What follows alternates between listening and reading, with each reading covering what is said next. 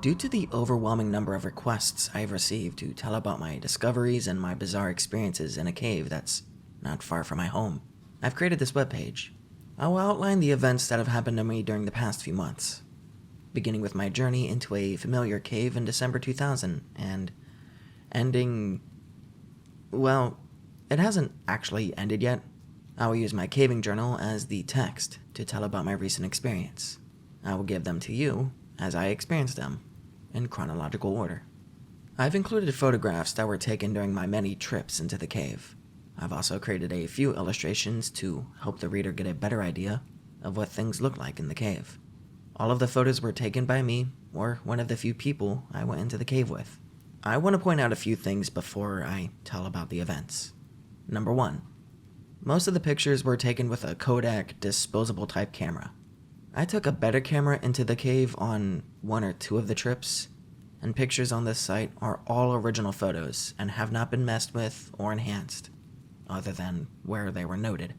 As a rule, I get my pictures put onto disk at the time of developing, so I don't have to scan them later.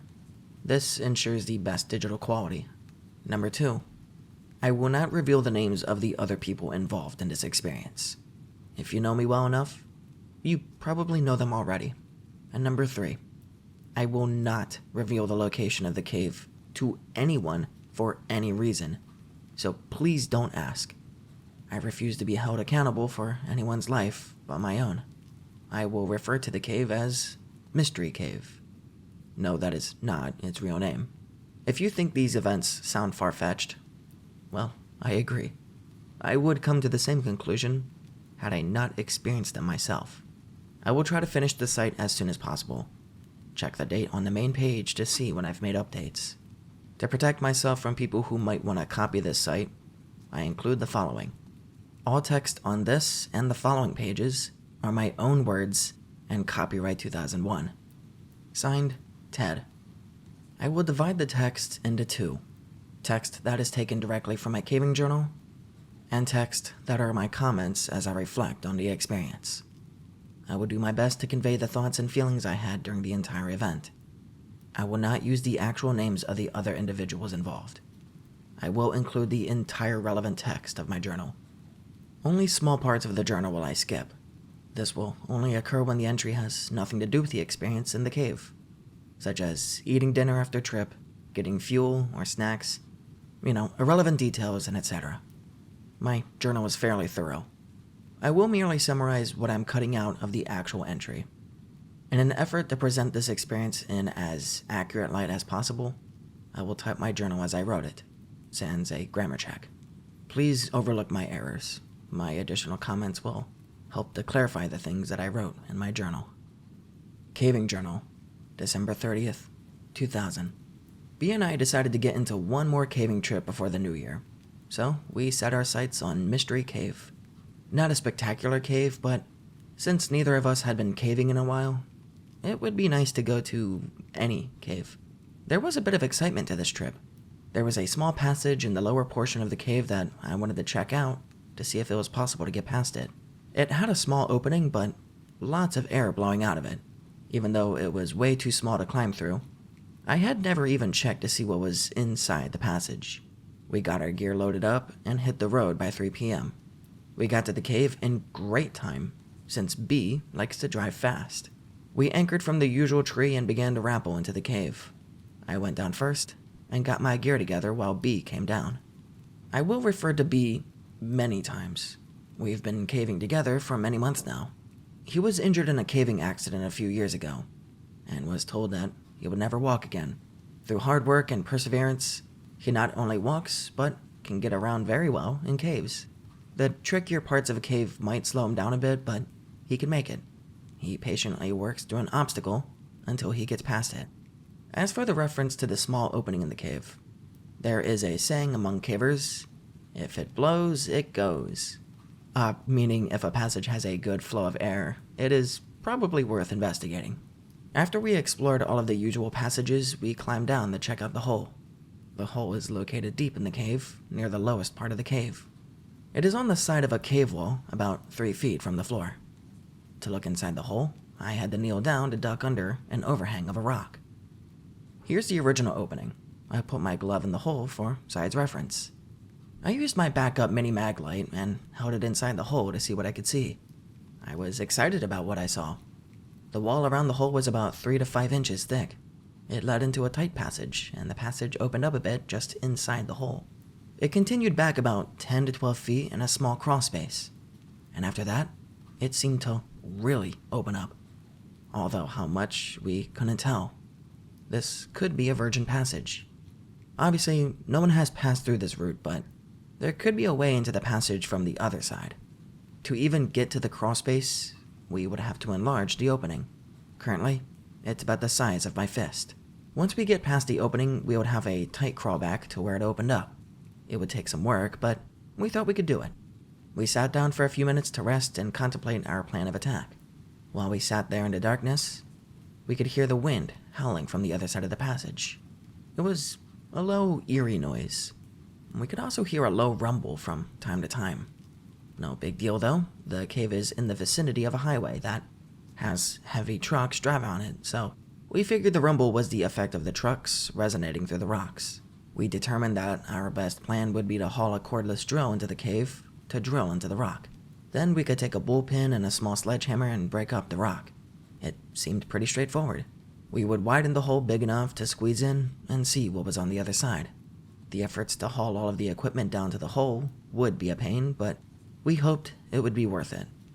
I named the passage Floyd's Tomb, after Floyd Collins. It seemed to look like the tight spot where Floyd spent his last miserable days on Earth. Here's a rough drawing of how the passage originally looked.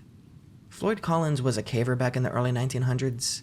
He got stuck in a tight crawl space and was unable to free himself.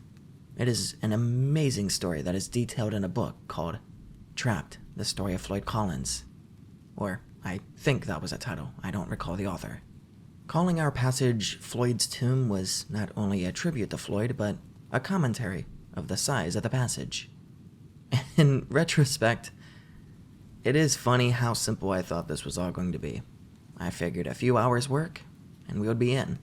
Had I known how long it was going to take, I doubt I would have ever begun the project. Had I known what I was going to experience in the cave, I never would have returned. We gathered up our gear and headed for the surface. Normally, I couldn't care less if I ever came back to this cave. There's nothing special about it. But now, I was psyched about getting back and getting through. We hadn't even left the cave, and we were already planning our return trip. The rest of the journal entry talked about the climb out of the cave, our dinner, and our trip back home. January 27th through the 28th, 2001. B and I were both excited to get back into the cave and get to work. I had figured with about 4 hours work, we could be in and see what was on the other side. We had arranged to borrow a Dewalt cordless drill to bring with us. We also had masonry bits to drill with, sledgehammers, 2 of them, to break up the rock, bullpens to insert into the drill holes, and a few other tools that we ended up not using. Getting the tools down to the worksite proved to be a challenge itself. One of us would climb down the rope and stop at a ledge or a good resting place. Then the other person would lower the tools. We kept repeating this routine until we got to the bottom of the cave. Then we had to drag the tools to the hole. It took about an hour to finally get to work. B took the first turn at the hole. After an hour of exhausting work, we could tell that we were not going to get through in one session. We kept trading off after we worked ourselves into a sweat. One would take a break and get some food and water while the other one went to work. The routine went like this. To begin work, we had to get down on our knees and do our best to avoid smacking our heads on the ceiling. Working in this awkward position, we would drill into the wall around the hole. And that was difficult work. We really had to push on the drill, and it was still slow progress.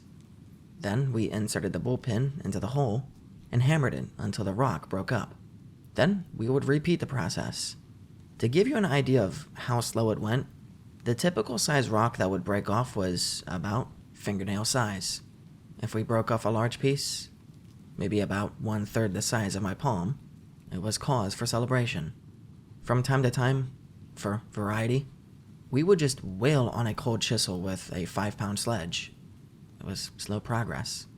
The problem with the sledge was that we couldn't take a good swing because of the tight quarters. Even though we spent many hours and several trips working on the hole, we never did find a better technique for widening the hole. The drill, then bullpen, then hammer got the best results for our efforts. We came up with some crazy ideas for breaking up the rock. Everything from TNT, which is never seriously considered, to hauling a generator to the mouth of the cave and running an extension cord down to a jackhammer. We even thought about using liquid nitrogen to freeze the rock and make it more brittle. After a couple hours of hard work, we realized what our limiting factor was going to be. It was about then that our first battery met an abrupt death. We had a second battery, so we swapped them out. The second battery lasted a little longer because we hammered and chiseled a little more often and a little longer each time. Finally, after about 3 more hours of drudgery, the second battery died, and we called it a night. We could tell that we had done some work in the cave, but it wasn't much. For the first time since we got in the cave, we sat back, and both of us took a break. It was nice to check out the results of our hard work. And then, we noticed the howling again. It seemed to be a little louder than the last time that we were there. We just figured the wind was blowing a little stronger outside. What we could not figure out, though, was the rumbling, because it too seemed to be louder and more frequent. And this time we could not attribute the noise to the trucks. The road that the trucks drove on was not very busy to begin with, and at that time of night, it should be dead. And yet the rumbling continued. It seemed to be coming from deep within the passage, and B said he would ask some veteran cavers what could be causing the noise. We didn't spend a long time admiring our work. We still had to haul the gear up and out of the cave. Actually, we left some of it in the cave. It was still difficult work, and what made it worse was that we were both exhausted. Our original plan was to be done with this cave and hit a couple of other caves in the area the next day. Instead, we decided to crash at a nearby motel, charge up the drill batteries, and go back to Mystery Cave. Here's a photo of the opening after our first trip. My journal goes on at length about the night after we left the cave. We got to a room, dinner was excellent, and I didn't sleep good despite the fact that I was exhausted. We both slept in, so we got a late start back into the cave. The second day working on the cave went about the same as the first. We worked until both batteries were dead again. And we were still not even close to getting through. The howling and rumbling continued as the day before. Before I continue with the next journal entry, I thought it might be helpful to the reader to explain a little bit about caving and about the atmosphere in the cave. As I reread and think about my description of the cave, I noticed that much of the language I use in my caving journal and the descriptions, or lack thereof, assume that the reader has a knowledge of caving and what it's like inside of a cave. In other words, I'm writing my journals for me. I'll take this time to give a more detailed description of the cave. I will tell about what it was like while we worked on the cave, and I'll summarize our feelings up to this point. Mystery Cave was discovered several decades ago when construction in the area unearthed its entrance. From that time to the present, it has been visited by mostly locals in the area and avid cavers in the region. Beer cans can be found intermittently in the cave, mostly in the upper half. When the cave was first entered, it was probably beautiful, but dust, graffiti, vandals, pigeons, and regular use have diminished its appeal. There are still places in the cave where small formations remain undisturbed, as a reminder of what the rest of the cave used to look like. To enter the cave, one must have a good length of rope in order to rappel down into the rock. A nearby tree serves as a good anchor point, and once the rope is tied to the tree, about 20 feet away from a small cliff, it can be tossed over the edge of the cliff to a small ledge 15 feet below. Cavers can then descend the short distance to the entrance, and once inside the cave, artificial light must be used. My light source of choice is a battery-operated helmet-mounted light known as a TAG light, or tag light. Safe caving calls for at least 2 sources of backup lighting, and for my backup lighting, I have a mini-mag light mounted to my helmet, and another helmet-mounted light in my pack, which I always carry with me. I also have glow sticks that I carry with me. These are not considered good sources of backup light by some, but they are good to use for taking lunch breaks, and they could be used to get out of a cave if the other sources fail. After a short climb over large rocks, the caver comes to a large pit. The same rope is used to reach the bottom of the pit, and the drop is only 50 feet or so, but it's not free hanging. In other words, you can't slide straight down the rope, which is preferable. You have to snake your way around sharp rocks as you descend. The ascent is made more difficult for the same reason. The pit varies in diameter from about 10 feet to 3 or 4 in a few places. The walls are lined with a sharp white rock called popcorn. Let me correct that. It used to be white, but is now covered with dust and dirt that was kicked down from above by years of caving. The popcorn makes it painful to brush against the side of the pit, and my choice of clothing is Levi's, a t-shirt, gloves, and knee pads. I usually leave the cave with a few scrapes, but at least I'm comfortable while I climb around inside. The temperature is stable year-round. It feels cool in the summer and warm in the winter. We have gone in on freezing days, and 10 feet into the cave, it's warm enough that coats are not needed. It's a good temperature to work in, as we learned. For the size drop, I usually use a figure 8 descending device, and for the climb up, I attach myself to the rope using a pencil ascender. But I climb up on my own without using the device. It's there merely as a safety attachment, in case I slip. Other cavers have their own methods of getting down and up. At the bottom of the drop, the caver gets to do some crawling for a while. There's a small room, about 6 by 6 feet at the bottom, that gives the caver a spot to leave his harness and his descending and ascending gear. Since there's no more steep drops, the harness is not needed and will only get in the way. Once the caver gets down to the 6 by 6 room, he can take a break under a ledge while the rest of the party comes down. Then, he must drop to his knees to negotiate a 10-foot-long passage that is only a few feet high. This is where the knee pads come in handy. The floor is covered with soft dirt, intermingled with bits of broken rock from above. The thin layer of dirt does nothing to soften the blow to the hands and knees, as the caver works down the crawl space. As a reward, at the end of the crawl, he gets to drop to his belly and scoot under a tight squeeze. It's not really that tight, but just something low enough to make the caver scoot along in the dirt. Once the caver gets on the other side of the squeeze, there are a few feet of crawl space, and then the cave opens up enough to stand. For most of the rest of the caver can stand, or at least stoop. The cave splits off into several passages at this point. 2 routes wind around rocks and crevices and come to abrupt dead ends. The other 2 lead to small pools of water. Each route is fun to explore. They all lead on for 100 feet or so in a gradual downward slope. Most of the time the caver can walk upright in the passages. Other times he'll have to climb over large boulders or occasionally crawl on hands and knees. Water is a common occurrence in caves. I've been told that one of the local residents was one of the first people in the cave, and that his cousin dove into the pools using scuba gear. He said that the cave continued down for a couple hundred of feet underwater. What they were hoping for, and what happens frequently, is that the passage comes up somewhere else, with virgin cave passages to explore. Unfortunately, I don't possess the knowledge to give more detail about the types of rocks in the cave. When we were drilling, we would have some parts that were easier to drill than others, and there were different colors in the rock. Refer to the photos taken in the cave. But that's the best I can do to describe the makeup of the cave. At the point, the cave splits into 4 routes. The 2 passages that dead end are to the immediate left of the caver. Straight ahead and to the right are the passages that lead to pools of water. The entrance to the passage on the right is the largest of the 4. The arched opening rises nearly 10 feet in the air, ending a mere foot below the cave ceiling.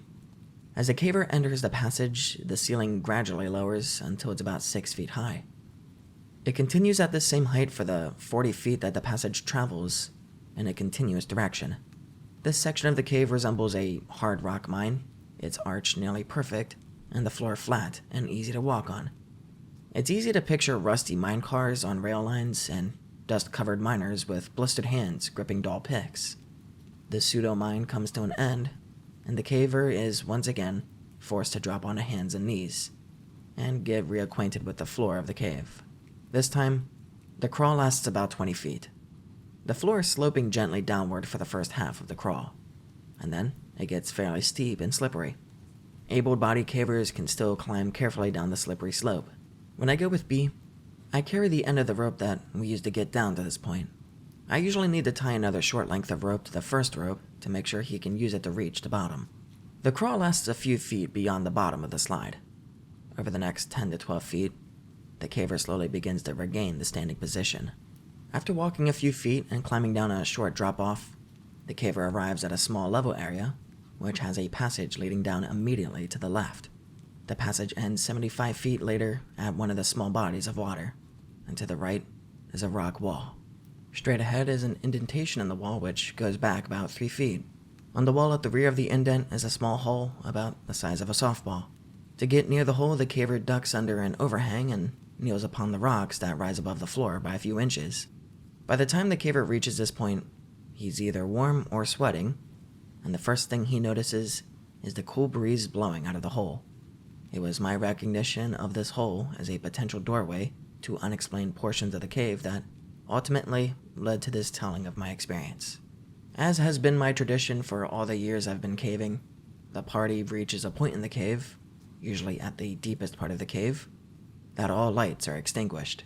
Complete blackness fills the eyes, and for a moment, the individual caver strains the eye muscles, focusing in and out with the expectation of catching a crumb of light somewhere in the false night. After several futile moments, the caver turns his head at a sound, perhaps another caver, only to have the other senses return, and then heighten. The sounds, smells, and feelings that have been overlooked to this point come racing to the caver in perfect detail. The pain of their own behind sitting on the cave floor, the smell of dust, sweat, guano, the sound of modern material shifting on an age-old rock as cavers attempt to find comfort on this solid foundation, and at the back of every caver's mind at this time is, what if? What if a person had to climb out of the cave with no light? Would he make it? Would he find all of the turns and bends which got him to this place? If not, would a rescue party find him in time? The depth of darkness recognized at this time is something that is rarely experienced outside of a cave. Many first-time cavers erroneously declare that they have to hold their own hand to within 2 to 3 inches of their face before they can see it. The truth is, the human eye is incapable of seeing an absence of light. If they did not hear something coming toward them, they would feel it before they saw it. Complete and total darkness. This exercise is a great way to remind people to take backup lighting. As we proceeded to work in the cave, we developed a system pretty early, and little changed in succeeding trips. The first time in the cave, B took first shift at chipping away at the opening. After about half an hour, he needed a break, so I took over. He told me what worked best, and I continued doing the same. We would try new things from time to time, use new muscles, but we usually stuck to the same method. We would use the masonry bit and press on the drill as hard as we could, and drill out a hole in the rock. Safety glasses and dust masks were worn while working, obviously. Then we would insert the bullpen and hammer it into the rock and break out small chunks of the cave. Then we would drill another hole and repeat the process. Occasionally, the drill would hit a soft spot in the rock, and that step would be shortened. We would work until we became too tired to continue. Then, B and I would trade. While one of us was working, the other would remain in the darkness and either eat or drink, or just lay down on the cave floor, padded by rope bags. After just a few rotations, we were tired enough to catch a nap while taking our break. The only light we used was a helmet light on the head of the worker. Since it was pointing toward the hole, the resting person was left mostly in the dark. And this was a welcome benefit, since the resting person was usually, resting. The rest break was also a chance to cool down a bit, which didn't take long in the cooler temperature of the cave. Fortunately, the temperature of the cave allowed us to work pretty hard and not overheat much. I remember that I frequently looked at the hole and thought, hey, it's big enough, I think I can squeeze through, only to be disappointed in my attempt. However, even after the first attempt and failure, I knew that I would keep working on the hole until I got through. This, despite the fact that I knew it would take many more hours of hard work. It actually became an obsession with me. I tried to get out to the cave and work as often as I could. I hoped that the passage led to a larger, undiscovered cave that we would be the first ones to enter. I guess the explorer in me wanted to find a new frontier there in the cave. Since B is such an avid caver, he was motivated by the same desire to find a new unexplored cave. What we did find was not at all what I expected.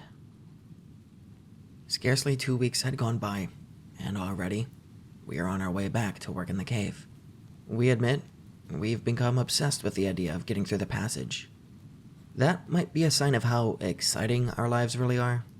It's not that we think there's going to be something great beyond the passage. We just like the idea of being the first humans on the face of the planet to set foot in a virgin part of the cave. Although, if we found a hidden treasure, that would be fine with us. We got a late start and drove part of the way in the dark. When I tell people that I go caving at night, they wonder why.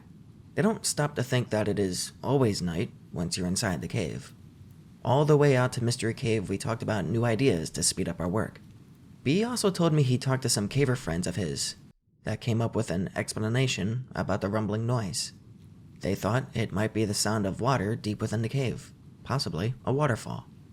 They couldn't really explain why the noise seemed to come and go, though. To me, it's just one more reason to get through, so we can solve the mystery. This trip, we took B's dog, Whip. She's a Jack Russell Terrier. I was not at all concerned about taking the dog into the cave. We've taken her before. She answers the call of nature before we go in, and then waits until we get out again. Also, she's well behaved inside the cave. We simply had to lower her via a custom-made harness until she reached the bottom of the main drop. Then she negotiated the rest on her own. She loves to explore, but won't go out of our sight. She doesn't have a light attached to her, so she has to wait for us. Another reason I didn't mind bringing Whip along was because we had planned on putting her into the small hole and see how far into the passage then she would go.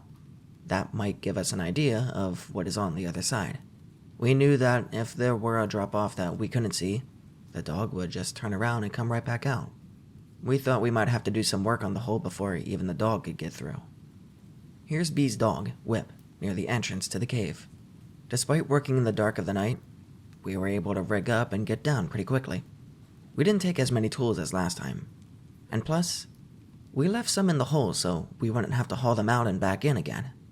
I did manage to get 2 more batteries for the drill, for a total of 4, and also a few more masonry drill bits. Even with the dog, we made a good time getting down.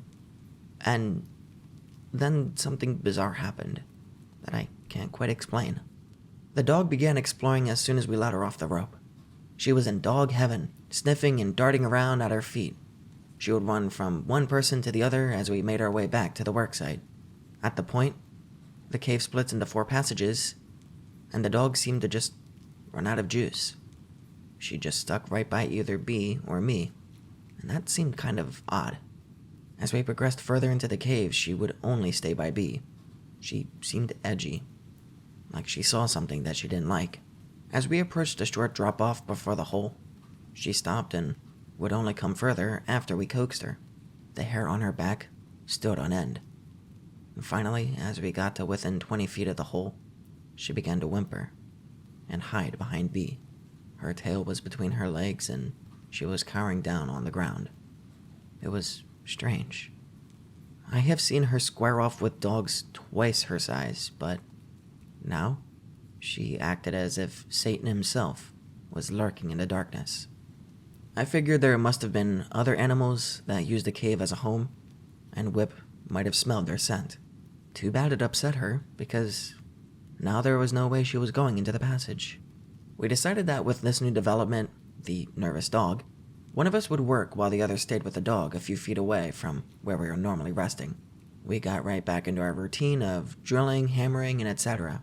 And with our extra supply of batteries, we were able to push really hard on the drill and not have to worry about using up the batteries. This did not make our work any easier, but it did speed things up a little bit. Progress was still slow, but I didn't really mind though. Here my journal goes on for a while about the progress that we were making, and the entire time we worked, Whip didn't move. She just laid there on a rope bag, shivering.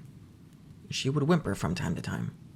One thing I didn't think about at the time was that she would not take her eyes off of the hole. We should have been more observant of this intuitive animal. We were on our 4th battery when the second bizarre thing happened to us. B was working. He had just finished drilling a hole and was getting ready to hammer the bullpen when he stopped working and looked into the hole. I was kicking back, almost asleep, and hardly paying attention to B. He had a light by his side to illuminate the work area, and I could see in the eerie glow a puzzled and intense look on his face. He looked over at me and shook his head.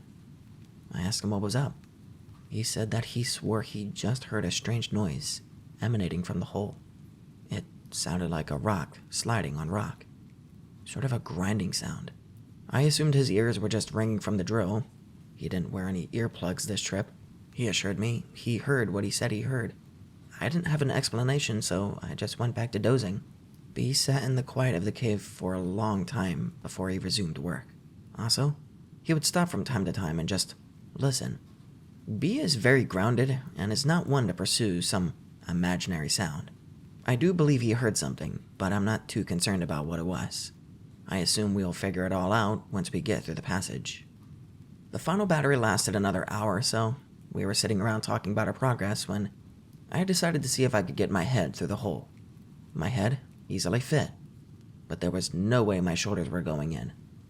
As I was kneeling there contemplating how close we were, I noticed something that B overlooked.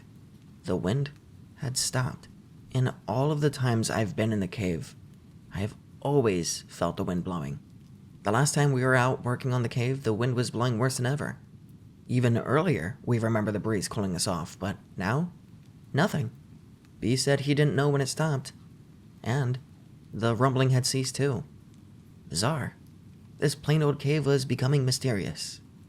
We talked for a long time in the dark of the cave. We debated what could possibly be causing these unusual events to occur. I think part of the reason we were sitting in the dark was because we were both too hammered to move. We could come up with no reasonable explanation for the strange things happening in the cave.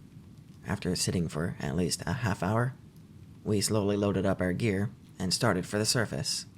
Whip could not have been happier to get out of there. Once again, we left some of the tools in the cave. We just put them in the hole. Not enough people used the cave to worry about that. And plus, we were just too tired to care. We made a lot of progress on this trip. It helps to have extra batteries, who knew? We still have a long way to go, but it sure is nice to see how far we've come. Here's our progress on the whole. The rest of the journal entry talks about climbing out of the cave, getting a room at a motel, and crashing, because we were beat. In retrospect, I can't believe how casual we were about everything that was happening at the cave. At the time, the only thing we could think about was getting into the passage. Everything else was just a minor distraction. I do recall thinking that it would be nice to get in and see how the mechanics of the cave worked, where the wind was coming from, what was making the noise, and etc. Now, weeks later, I think of my ignorance and naivety, and I shiver. March 3rd and 4th, 2001. It took us 3 weeks before we got back out to Mystery Cave again. Our attitudes have changed a bit since we first started the project. In the beginning, we looked at the whole thing as a fun adventure, but since the last trip out, we found ourselves taking a more serious approach. On the drive out this time, our conversation was a little more subdued than before. We hadn't talked much since the last trip. Not for any reason but scheduling conflicts. Instead of discussing ways of getting through the passage, we found ourselves talking about rational explanations for what happened. Neither of us had any ideas that would explain the unusual occurrences that we experienced on the last trip. We were amused to find out that neither one of us had talked much about the last trip to other people, and that is a complete reversal from the other trips. It was fun to report to friends and family about our progress. It was always fun to tell people about the tight squeeze we're going to have to get through to get into the passage. Most people have little desire to voluntarily subject themselves to incredibly tight places.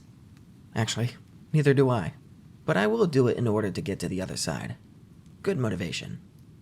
We left town early in the afternoon to beat traffic. I don't really recall what time we finally got to the cave. And like I said, the mood was subdued. We got rigged up and started down.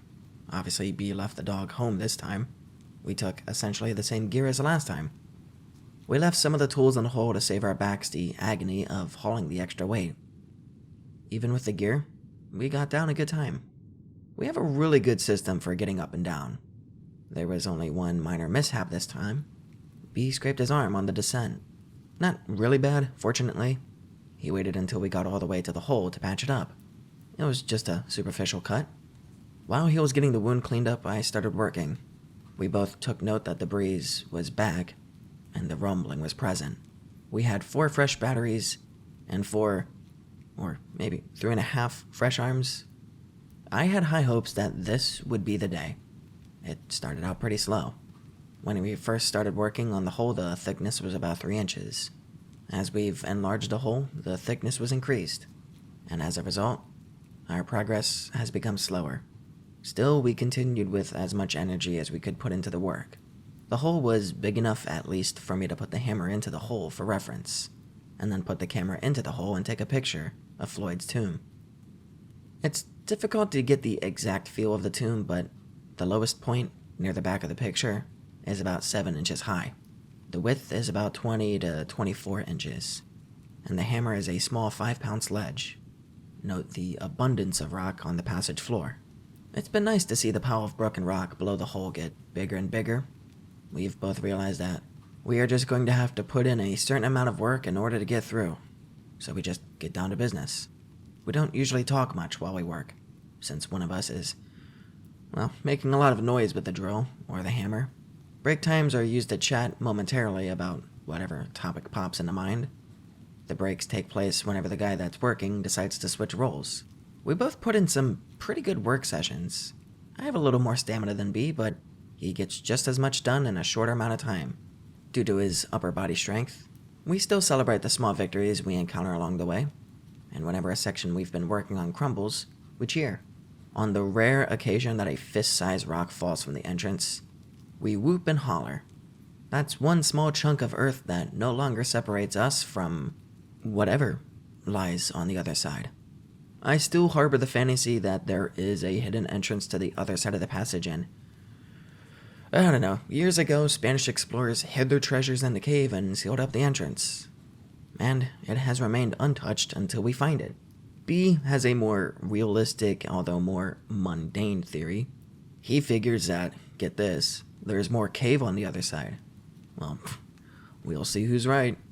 This trip out, I wanted to see if we could speed up the work by using larger masonry bits. I purchased some good-sized ones at the hardware store, at a good-sized price too. One was larger in diameter than all the rest. The other was a smaller, but longer one. I had pretty much concluded that the big one might be too big, and I was right. We tried to get it to go into the rock, but progress was very slow. We tried pushing it for all we were worth, and all we got was tired. The larger bit just created too much friction area for our strength, and it might have worked with a hammer drill, but we didn't have one. The longer bit worked fine with our drill, and relied on it for most of the work we did this trip. I thought we were going to be out one bit and a drill in my hand when the bit broke off toward one end. I was pushing as hard as I could on the drill with the bit a few inches on the wall when it snapped. I nearly rammed the drill through the wall from pushing so hard. We were able to retrieve the bit and keep using it, minus a couple of inches. It still worked great. Only once in a great while did we resort to hammer and chisel. Work was proceeding as normal until about the time we were on our 4th battery. I was kneeling down and working the drill slowly into the wall at the time. I had my earplugs in, my safety glasses on, and I was lost in my own thoughts. Suddenly, over the squeal of the drill wearing down the rock, I heard a strange noise. It was loud.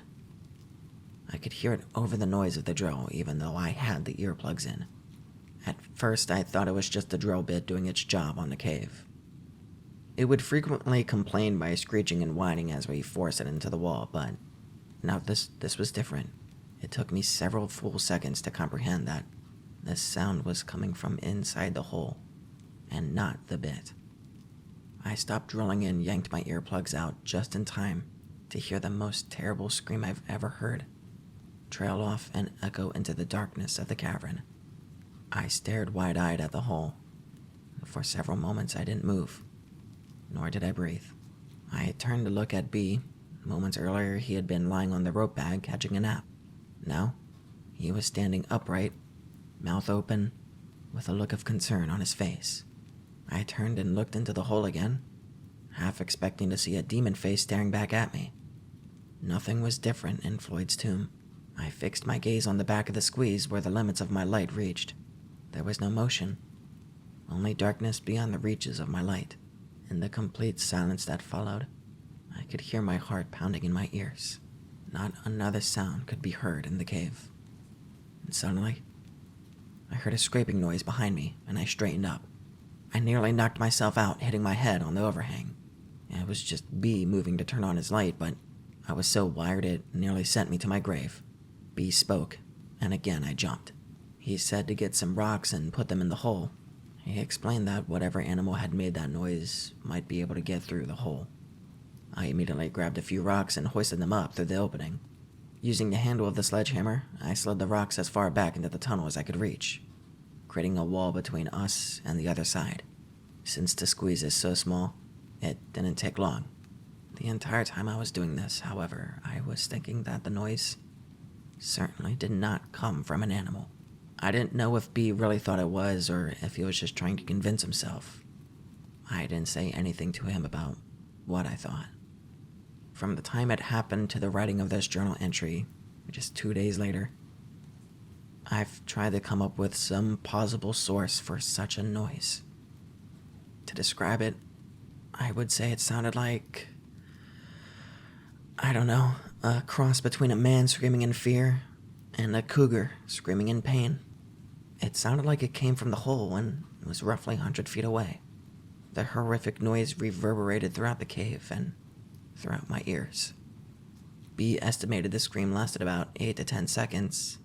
My best guess is about 5 seconds. 3 seconds while I was drilling, 1.5 seconds to drop the drill and yank the earplugs, and another half second of just sheer terror. It's difficult to tell how much time passes when you're listening to a solo from the depths of Hades. After I filled the back of the passage with rocks, we just sat there listening to the silence. My breathing was a lot more rapid than usual, and neither of us spoke for quite some time. Finally, B suggested we get back to work, but keep an eye out for movement in the hole. We put a light in the passage that shined to the back of Floyd's tomb. It was only at this point that we realized that the wind had stopped again, and the rumbling could no longer be heard. To say I was nervous would be an understatement. I didn't say anything to B, nor him to me. Back to the drilling. B took over the work, which was fine with me. I wasn't exactly worn out, but I didn't mind being further from the hole, and B would stop from time to time and listen. I just sat watching him, with my light on. I wasn't close to the entrance to the hole, but I still found myself looking behind me down the passage to the still water. Every time my light would cast an unusual shadow, my heart would jump. My imagination was running wild. Oddly, B seemed to be less concerned about the strange noise than me, and after a short time he seemed to be focused entirely on getting through the passage. I was still straining to listen above the sound of the drill. I heard nothing but the now familiar sound of carbide on stone. As I contemplated the possible scenarios which might play out on the other side of the passage, I found myself strangely getting somewhat excited again about getting through. It might have been fatigue taking its toll on my mind, or the thought of something valuable on the other side. My thoughts were broken when B let out a yell, possibly a cuss word. He said the drill battery was dying, but he hadn't quite broken off a large relative section that he was working on. He set the useless drill aside and picked up a hammer and bullpen. He started wailing away at the hole created by the bit. After nearly 10 solid minutes of hammering, he sat back against a rock, sweating and nearly out of breath. The bullpen was still protruding from the cave wall. He held the hammer toward me, inviting me to take a few swings. I held up my hand and I shook my head. I had been ready to exit this cave for quite a while now. He didn't press the issue, and without speaking, we both started gathering the gear that we were going to take out. Once again, we stashed some of the tools in the passage. I was first to start toward the top of the cave, and several times I had to stop and wait for B. Not because he was moving slow, but because I was just more than eager to get out. Few times have I felt better than that night, stepping out into the chilly night air. My journal talks about the rest of the evening, our dinner, our decision to get a motel and come back the next day, our lengthy discussion on the strange sounds we heard, and another mediocre night's sleep. I cannot believe that we were so willing to get right back into the cave after hearing that scream. Part of the reason I went along with the idea was because B seemed so indifferent to any possible dangers. Even if it were an animal, which I didn't believe but could offer no better explanation, weren't we possibly putting ourselves in harm's way? In retrospect, I still have difficulty understanding our thought process at the time. We were just too eager to discover virgin cave passages. I now think it can be summed up with one word: testosterone. February 13th. It's amazing what a couple of good meals and a little sleep can do for someone's attitude. Even though we still had memories of the strange noise fresh in our minds, we relit our fire of enthusiasm. The other side of the passage just seemed so close. We were sure that this would be the day. We got to the cave and started to work our way down to the hole. Getting back into the darkness of the cave brought back the memories of the night before.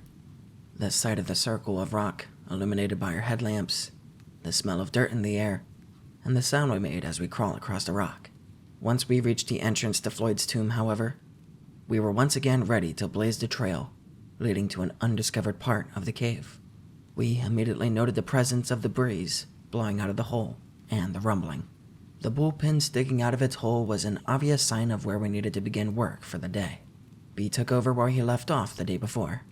I took up residence in the same spot I occupied the night before, even though I was already well rested and wanting to start work. B was making the hammer sing with each blow. After a mere 2 or 3 minutes, he let out a cheer. He turned to reveal a handful of rock that used to be attached to the cave. He was breathing heavily, but had a big smile on his face. So did I. For the time, the strange noise had been forgotten, and the vision of success captured our attention. Here's a size of the opening at this point. The lower left-hand corner of the hole had been giving us grief because of the thickness of the wall at that point. We thought that if we could just remove that corner, we might be on our way inside. B now held in his hand the crumbled remains of the corner. Our excitement consumed us as we examined the hole. I took the hammer and pounded away at the surface of the hole. The idea was to remove the jagged edges that would take their toll on my skin, and the size looked right. And now, the moment we had been working for. I cautiously approached the entrance to Floyd's tomb. I decided the best way to enter the small hole was to place one arm over my head, turn my head sideways, and slowly work my way in. I soon determined that this was not going to work. The hole was small. If I was going to make it in without widening the hole anymore, I was going to have to put both arms over my head in a diving position, and then turn my head sideways and quote-unquote slip into the tomb. The width of the entrance was a limiting factor. The height was sufficient. The arms overhead position flared my shoulder blades out, but there was still room to get in. Plus, the arms overhead gave me the best squeeze side to side. In order to enter straight into the hole, I stood on my feet and bent over to get level with the entrance. My knees were bent and the position was uncomfortable, sort of a semi-squatting position, bent at the waist with arms overhead. Plus, I had to slightly turn my upper torso to the left in a counterclockwise rotation to negotiate the angle of the entrance. I got my arms to the entrance with minor scrapes, and next came my head. By keeping it turned sideways, I was able to get it in, for the most part, up to my shoulders. When I got to my shoulders, I could feel the rocks touching all around my shoulders and chest. It wasn't stopping me, but I was definitely scraping many surfaces of my body. I decided to just push through, keeping in mind that I was going to have to come back out eventually. The pain wasn't too bad, and I was in. Well, my upper body was in. At least I could get a good idea on what the tomb was going to be like. Here's a flattering photo of my best side. Notice the size of the area that we had to work in. The ledge overhead was an obstacle. Once inside the tomb, I had a few inches all around me in which to position my body. This was the largest part of the passage, and it was conveniently located right at the beginning of the crawl. That gave me a little room to get positioned to crawl further into the passage, and inside the tomb gave me a whole new outlook of what it was going to be like to crawl through. Even though this was the largest part of the crawl, it was still small. I could move my head around freely, but every direction that I turned, I was staring at a wall of solid rock. When I spoke to B, my voice sounded muffled, like I was talking in a small box. I could rest my chest on the passage floor, but the rocks were uncomfortable. I turned my head to look further ahead, but couldn't see past the wall of rocks I had built the day before. The squeeze toward the end of the passage was closer now, and appeared even narrower. I didn't know if I could squeeze through or not, but I knew it would be close. I wanted to crawl further into the passage. First, however, I had to work to get some of the loose rocks that were lying on the passage floor out of my way. I was disappointed to find that most of the rocks that looked loose were actually attached to the floor. I was hoping to be able to just scrape them out of the way. I had pushed the sledgehammer into the passage before me, so at this point, I used it to push the rock wall that we had made further back in the passage. Then I dragged the sledge back and forth across the floor to move any loose rocks, or break up the solid ones. By sliding the head of the hammer under the squeeze, I determined that the narrowest part of the squeeze was about 7 inches high. I figured we would have to do some work before I could slip through, and the entire time I had my head in the passage, B was just kicking back, listening to my descriptions and progress reports. At some point, he snapped the photo shown above. Thanks, B. Up to this point, the size of the passage was not too big of a deal. I was in an incredibly small passage, but only my upper body was in, and since it was the largest part of the passage, my arms could move freely. So, I was pretty calm. And then, it was time for a push. I slid the sledgehammer up as far as I could reach. Since my body filled the entrance, I couldn't slip the tool out, so it was easier to push it ahead. In order to rotate my hips to the proper angle to enter the hole, I had to lean my upper body on my forearms, use my feet to climb the wall outside the hole, and slowly, I guess you could say, crawl into the hole. My hips barely fit. Once they cleared the entrance, I could relax a bit and get in position to work toward the squeeze. I decided to try the one-arm forward technique to get through, but the passage was so narrow that whatever position I started with, I would have to just stay like that through the entire length. There was just no room to move around or change positions. I would also have to turn my head one way or another and keep it in the same position. This crawl was tight. Moving forward at this part of the passage was relatively easy. I could use my forward arm, my left arm, to pull and my other arm to push. At the same time, I would wiggle my body, trying to arch as much as I could to keep my chest off the rocks. I tried both ways and determined that I would turn my head to the right, as it felt the most comfortable. I began to learn things as I went. I determined that a small flashlight in one hand would be nice. Then I could shine it ahead and get a better idea of what I was about to crawl over. This was a difficult maneuver because I had to look overhead since my head was turned. It became obvious that we were going to have to do some more work removing rocks from the passage floor. As I moved along the surface, I was constantly scraping my chest on the rocks. They were sharp and it was painful. Occasionally, I would cause a rock to slide along my chest and actually wedge me between it and the top of the passage. I would then have to back up and either try to move the rock to the side with my cheek, using a sweeping motion with my hand, or back way out and move it with my forward hand. My little trip into the passage represented a major milestone in my caving career. When I began caving, I didn't feel overly comfortable going through tight spaces. Even the little squeeze at the beginning of this cave was an obstacle to overcome. By pushing myself and forcing myself to try the narrow passages, I've become much calmer about tight spaces. And still, this passage represented a new benchmark when it came to small spaces. I had not been faced with anything this small. I don't remember having to take off my helmet before now. With this passage, it's mandatory. As I mentioned before, not only do I have to take off my helmet, but I have to turn my head to the side in order to fit. The journey into the tomb went like this. After I had twisted my hips into the passage, I took a few minutes to stop and work out a game plan. Most of the length of my legs was still outside the entrance, they were just dangling in the air. The tomb was still big enough to move my head around, and even move my arms freely into position. It was larger than the rest of the passage, but not by much. It was like sticking your head in a box. Everywhere I looked, there were rocks, and not too far from my head. Any sound I made was muffled and dead. The narrowest part of the passage was about 10 feet in. At this point, I was about 3.5 feet in. At about the 4-foot mark, I would have to commit to whatever position I felt comfortable, and stay that way until the 12-foot mark, at which time the cave started opening up. I went with my left arm forward and head turned to the right. B had given me a flashlight that I held in my left hand. As I inched forward, I would try to brush the loose rocks away with my left arm.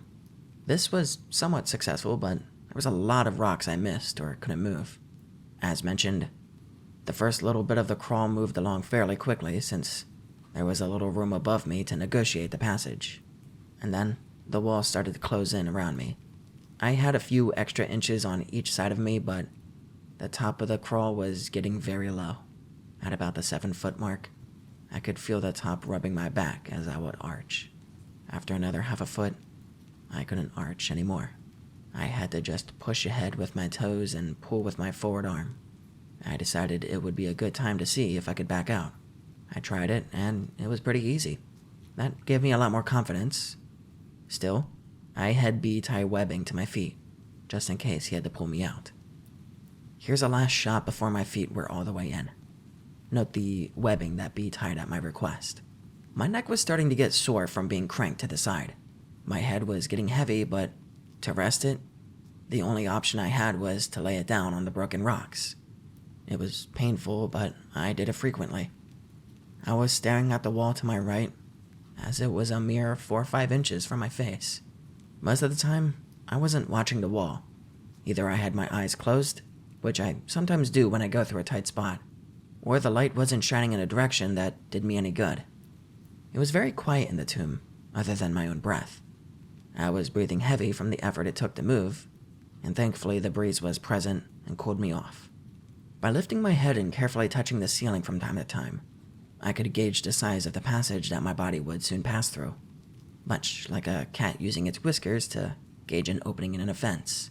At the 7.5-foot mark, I could tell things were about to get real tight.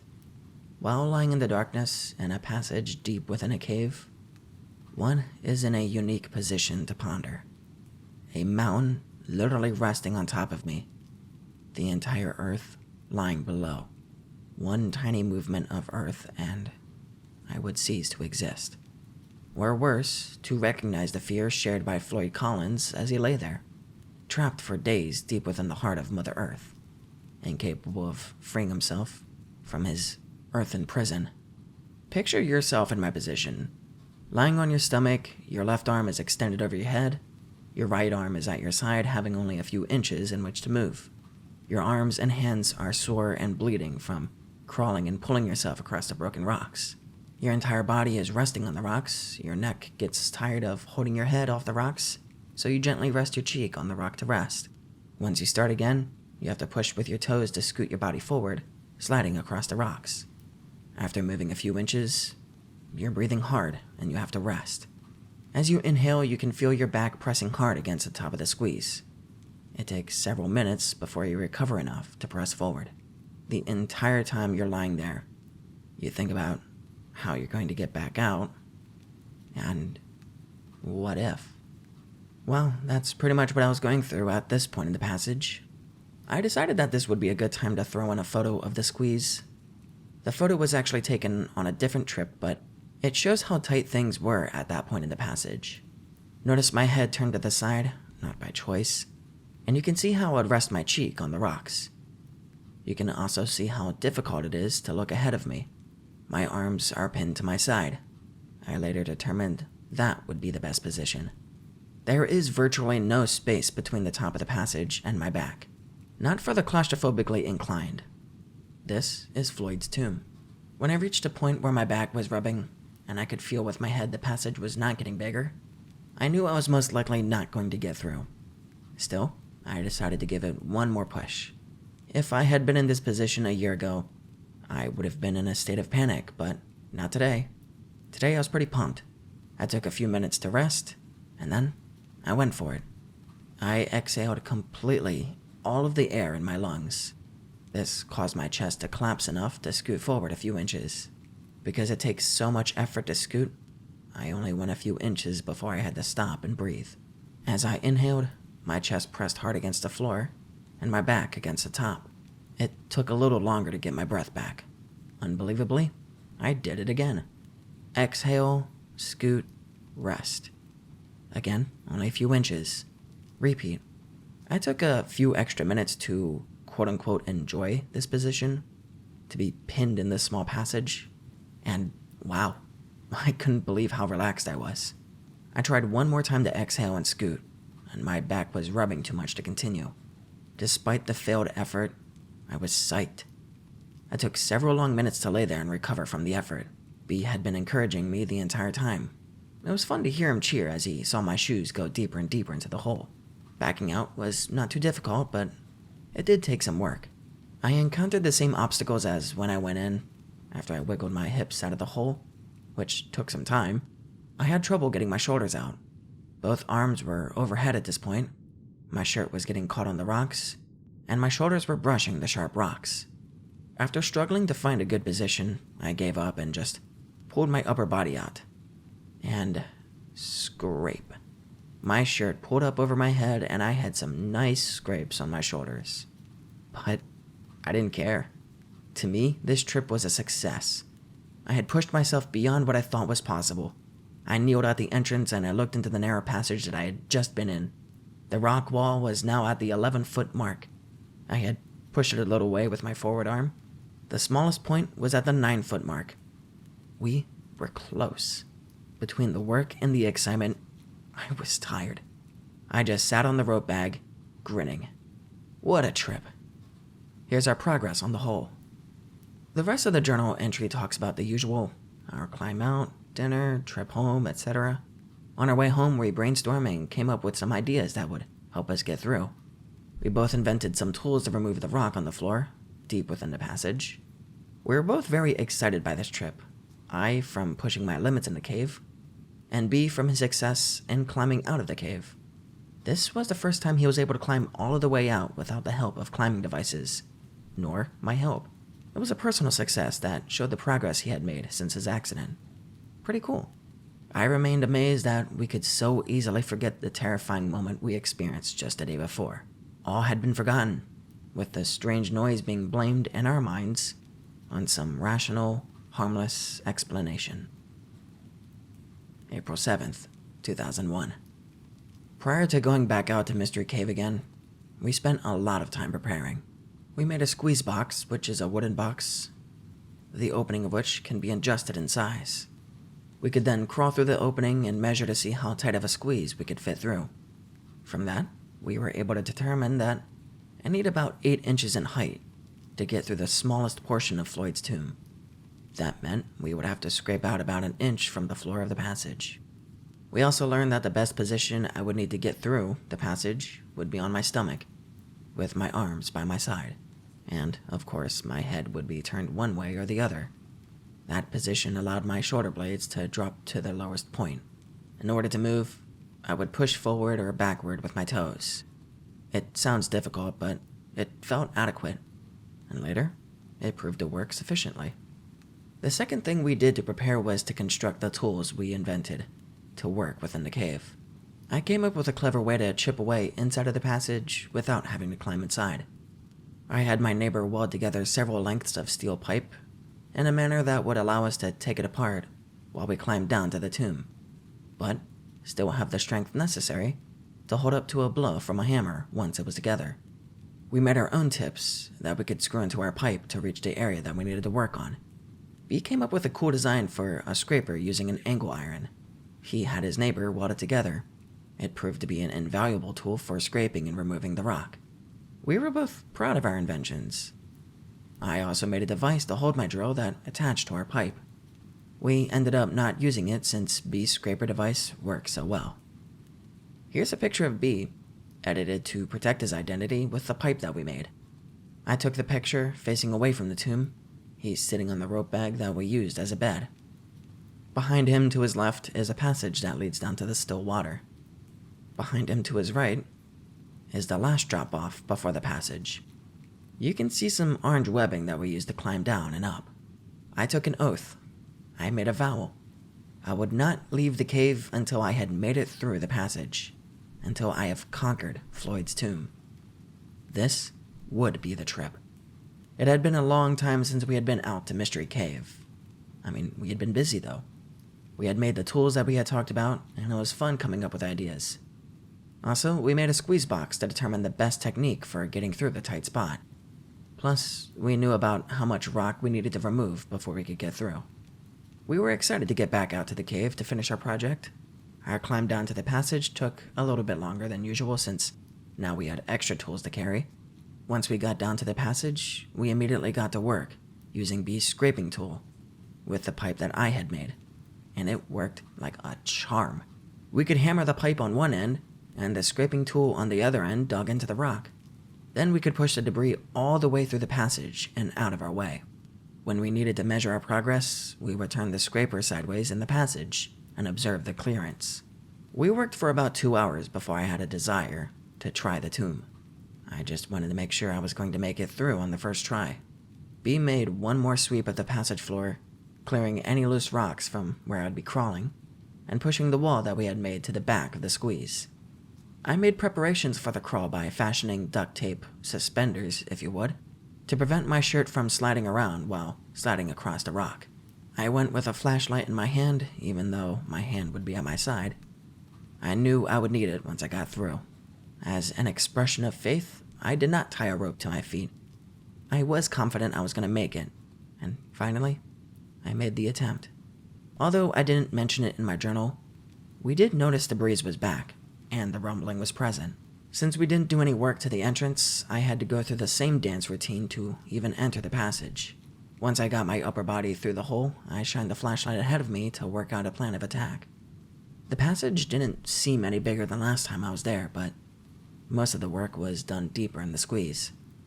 I paused for a few minutes, then twisted my hips to get my lower body in, and I slowly inched forward as my entire body slowly filled the passage. Before I was completely in, I got into position for the push. I dropped both of my hands to my side and turned my head to the right, and then I began to inch forward. Once my toes were inside the cave, I used them to push forward. To keep from scraping my body, I would quote-unquote walk using my shoulders, knees, and toes. Progress was slow but steady, and that was fine by me. A foot or two before the tight spot, I could already tell there was a little more room. Even so, I began to touch the roof of the passage with my back. This time, however, I was able to continue moving forward. I reached the lowest point in the passage, and I could tell it was still going to be tricky. Even with the work that we had done clearing out the loose rocks, I still felt sharp pebbles rolling under my chest as I slid along. When I could feel my back brushing the top of the passage in several places, I reverted to my technique of exhaling. Before I began, however, I took a minute to lay there in the passage. I could see the glow of B's flashlight as the rays of light managed to squeeze past my body. I could feel the cool breeze evaporate the drops of dirty sweat on my forehead. I could feel 1,000 sharp edges dig into the surface of my skin, and I felt a twinge of excitement as I realized that the goal that we had set out to achieve weeks ago was about to be realized. This thought alone made me want to keep moving, no matter how tight the passage became. I breathed in and out rapidly for a few moments, and then I began. Exhale. Scoot. Stop to catch my breath, and repeat. Exhale. Scoot. And repeat. After just a few inches of scooting, I could raise my head off the floor of the squeeze and tell that the passage was beginning to open up. I relayed this information to B, and we both took a few seconds to celebrate. During the rest of the slide through the passage, B was cheering me on. Virgin Passage and Neil Armstrong territory were the phrases he kept repeating. I was grinning ear to ear. Even though the passage was beginning to get larger, it was still slow going. I had to continue scooting along for another 1.5 feet before I could slide my arms underneath me to use them to crawl.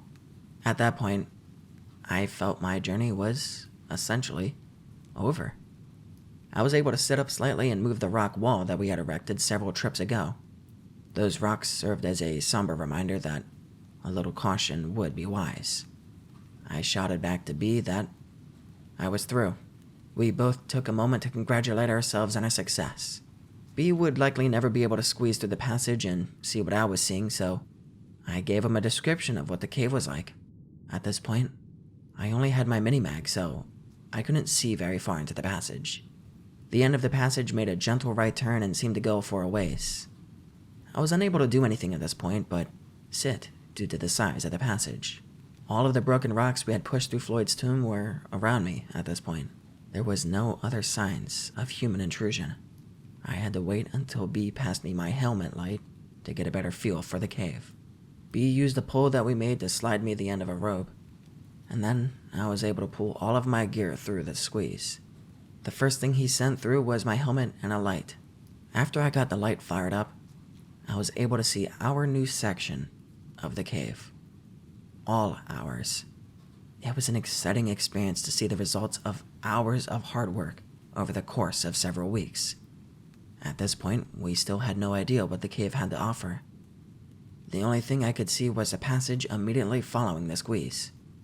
It was a narrow passage with a low ceiling, but I would easily be able to get through it. I would just have to crawl. I began taking pictures so I could show B. Here's the first section of the new passage. I was almost laying down since the passage was so small. My feet are extended in front of me, as you can see. Notice the broken rock on the floor of the cave. The passage looks like a dead end, but it turns gently to the right near the end. I asked B how far he thought I should venture into the new cave, in light of the strange events that had occurred. And for the first time, he too toned down his enthusiasm, as he remembered the noises. He slid the pipe through the tomb with a loosened tip on the end, and he said I could use that as a weapon if I ran into an animal or something. He also told me to make sure that we could hear each other as I progressed into the cave. Even though we were at least thinking of the possibility of running into trouble, we never really considered the fact that if I got into trouble, B would never be able to rescue me. And, in fact, no one would be able to get to me for at least many hours. If I were in serious trouble, as in hurt, there was no way anyone would be able to get me in time, but symbolic of the whole experience, we were focused on our goal, and not the potential dangers that we faced. So far, we had dodged a proverbial bullet. So far. I strapped on my gloves and knee pads, grabbed my camera, and I began my adventure. I crawled through the new passage, which was about 20 feet long. At the end of the crawl, the cave bent slightly to the right. I would have to climb up a gentle slope, but then I would be able to stand by the end of the next section of the cave. The next section was about 40 feet long. In addition to having a higher ceiling, the walls were a little wider than the section I had just crawled through. Both sections were relatively straight. The floor was covered with a type of rock which crunched as I crawled, and then walked across it. The walls were basically the same as much of the mystery cave, except pristine. It was obvious no one had been there before me. Upon closer examination of the walls, I found two delicate types of formations. The first resembled several chunks of grated cheese tied together on one end, with the rest of the cheese just flopping down. The second formation was just tiny strands of rock, thinner than human hair. It looked pretty cool. I found several examples of both kind of formations. I was not even through the second section of cave, and I could barely hear B. Cave's passages are not very acoustically friendly. I shouted to him that I would go for about half an hour, and then return. He said that would be fine, and to be careful. Then, I proceeded to explore some more. I could walk nearly upright at this point. I was on the third straight section of the cave when I discovered a crystal formation on the wall to my right. It was in several layers on the wall, resembling clear candle wax that was allowed to melt and drip down the wall. There were several small stalactite-looking formations formed by these crystals. The longest was about 4 inches in length, and there would have been one much longer, judging by the size of the base, but it had broken off. I looked to see if I could locate where it ended up, but I couldn't find it. Here you can see the crystal formations are right behind the rock in the upper right-hand corner of the photo. I could walk upright, but I had to stoop on occasions, like ducking under the rock. The passages continued on for another 100 feet or so before the cave opened up a little. It was at the end of a short, straight segment of the cave, and at the very end of the segment, the cave made a bend to the left and opened up into a room. Just at that point where the room began, there was a round rock that appeared to be leaning against the wall. This seemed odd, but singular formations are common in caves, so it is by no means unique. I had crawled and stepped over several large chunks of rock that fell down from the ceiling, but this one was more round than the others. Once past the rock, the room opened up to a height of about 15 feet. It was about 15 feet in width and about 30 feet in length. At the far end of the room, there was another passage leading straight out. As I entered the room, I had this eerie feeling. It was like the old saying that I felt like. It was like that old saying. Like I was being watched. And once again, the excitement of the new find had faded, and the memories of the mysterious side of the cave crept back into my mind. And suddenly, I felt very alone. Fortunately for my ego, I was nearly out of time and had to get back to B before my half hour was up. I took several pictures of the room. I was going to get just a feel for how long the next passage was when something caught my attention. On the left side of the room, on the wall at about eye level, I discovered what appeared to be hieroglyphics. It was a single drawing that almost appeared to be just part of the rock coloration. It looked like very crude representations of people standing below a symbol. I was pumped. This meant that there had to be another entrance to this cave. Even if the cave was closed or blocked, it might mean an opportunity to open it and get B into the cave. I took another look at the drawing to make sure I could describe it to B, and then I took some more pictures, and I headed back to B. When I got back to the squeeze, I could barely talk fast enough to let B know everything I had discovered. He was just as excited to hear about our newly found treasures. As we debated what our next move would be, I began to send my gear back through the tomb to B. I told him it would be best if we got someone else to come back with me, in case something happened. He agreed. Once I got all of my gear through, I was faced with the wonderful task of having to negotiate Floyd's tomb again. Theoretically, a person should be able to get out of a passage that he had just crawled through by simply reversing what he just did. If he contorts his body a certain way to get in, he should be able to get into the same position to get out. In practice, this may not prove to be possible or practical. Such was the case with the tomb. I determined in advance that I would attempt to go head first back through the squeeze. I knew that I could definitely make it by going feet first, but that would mean backing all the way up through the tomb, and that would take a long time and also be very exhausting. My only concern in going head first was when I got to the end of the squeeze. I would have to get through the hole that we had made without the benefit of being able to twist my body. Oh well, I chose to go head first and deal with the exit when I got to it. I started into the squeeze very close to the tight spot, so at least I would have it over with soon. It turned out to be tricky getting through. I had to shift my hips to the right a little to get through, but I just kept plugging away at it. My hands were once again by my side. My head was turned to the right, and I was scooting with my toes. And once again, I was using my head as a gauge to tell when I was at the tight spot. And then, when I was past it, I seemed to get tired a little quicker on the way out. Must have been from all the work we had done to get through. I was a little over halfway through when something bizarre happened. I was laying there taking a brief break when I heard a sound deep within the cave. It was the faint but distinct sound of rock sliding on rock. My blood froze in its veins. I couldn't move. I just lay there, straining to hear the sound again. Nothing. I quickly began to scoot toward the exit. I didn't mention the sound to B, but I did recall one of our earlier trips when B said that he heard the same thing. The task of getting out of our hole turned out to be as painful as I thought it would be. I had to put my arms overhead and force my shoulders through the hole. I definitely left some skin behind as I slipped through. B helped me as I wiggled my upper body out of the passage. Then I could catch myself and ease my lower body out of the tomb. And I was out. B and I shook hands and began to load up our gear. I was trying to listen to any sounds coming from the hole, but we were making too much noise gathering our stuff. As much as I looked forward to getting into the passage, it was a relief to get back out. That's pretty much how I feel about caves in general, though. I love to go in, but I feel good when I get back out again. Something strange happened with the pictures that I took in the new part of the cave, though. The pictures I took in the passage leading up to the large room all turned out just fine. And strangely, none of the pictures taken in the new room turned out at all. Pictures of the round rock, and more importantly, pictures of the, hieroglyphics that I saw. Pictures taken before and after the room turned out great, but the negatives of the photos taken in the room were clear. Nothing.